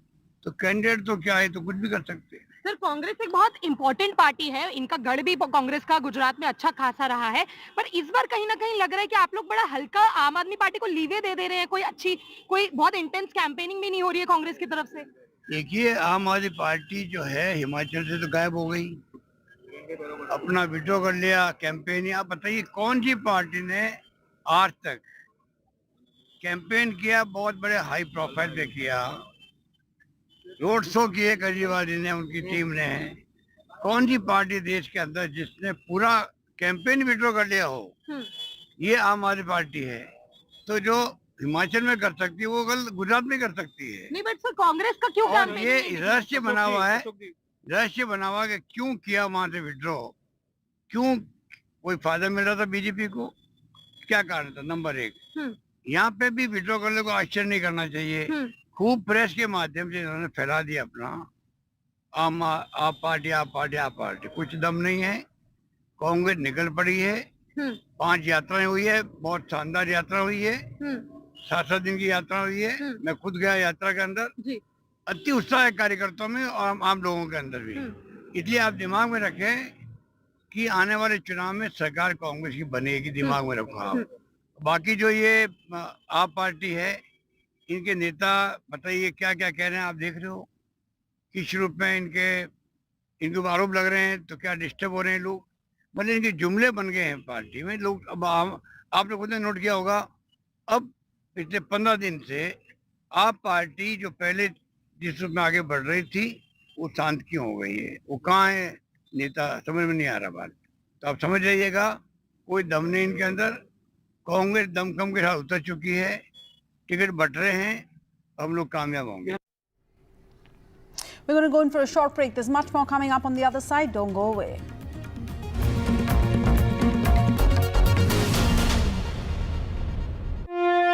Class on, match off. रुकावट के लिए खेद है.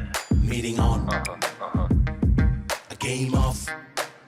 What's going on? Switch to Airtel Extreme Fiber. Super fast speed. हर कोने में, हर पल. पूरी फैमिली के लिए. Everybody's on. As early as possible, the 9-judge bench should determine. The court can say the judgment will apply prospectively. There's no question of framing another question. Fake currencies did not come back. With great respect, no, doesn't work that way. To some extent, it's political in nature, but let's look at the facts of the petitioner.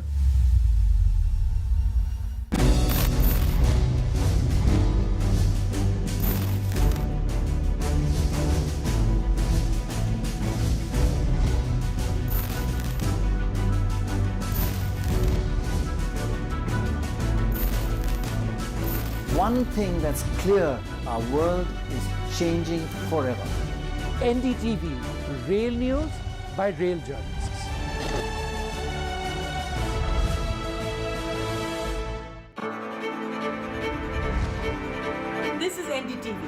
no noise, no shouting, news that informs and inspires. Facts build stories, but opinions shape them. And we are here to bring you both. A 360-degree look at the day's top stories. We are not afraid to take a stand. No agendas, no excuses, no whataboutery, and no obfuscation.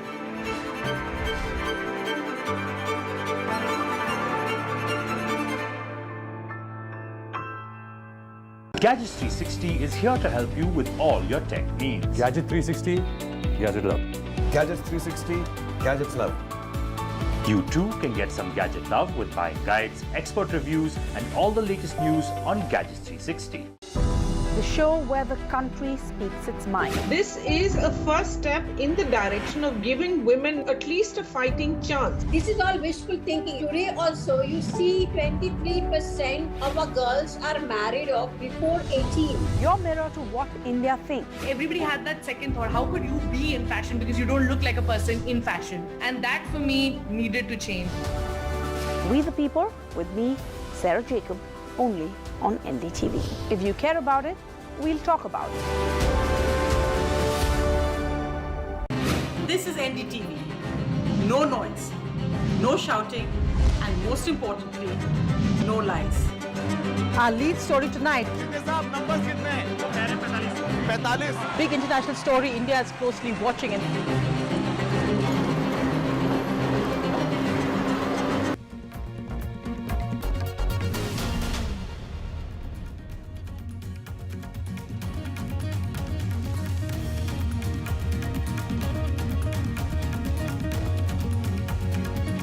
Welcome back. Now, India's master blaster Sachin Tendulkar has had his say on India's heartbreaking loss.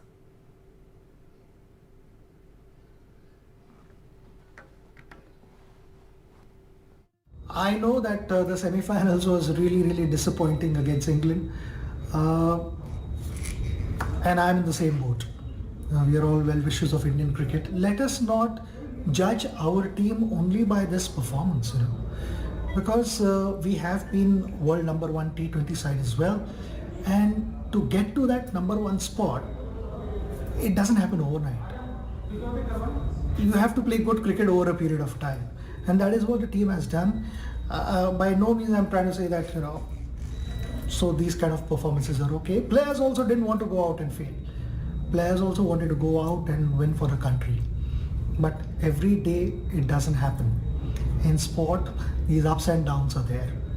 So I feel it cannot be, victory is ours and losses are theirs. We have to be in it together. We have to be in it together. And on that note, I want to share some good news for the entire NDTV family. We're talking about a victory. NDTV Saurabh Shukla has received an award in journalism. He is the joint winner of the IPI India Award, and we couldn't be prouder. No action. NDTV Saurabh Shukla has won the prestigious IPI India Award for Excellence in Journalism 2022 for reporting on alleged hate speeches by religious leaders in Haridwar. Saurabh Shukla led the NDTV investigation into the hate speeches made by right-wing leaders during a Dharm Sansad in Haridwar, leading to FIRs and the arrest of 4 right-wing leaders. The hate speeches targeted minorities.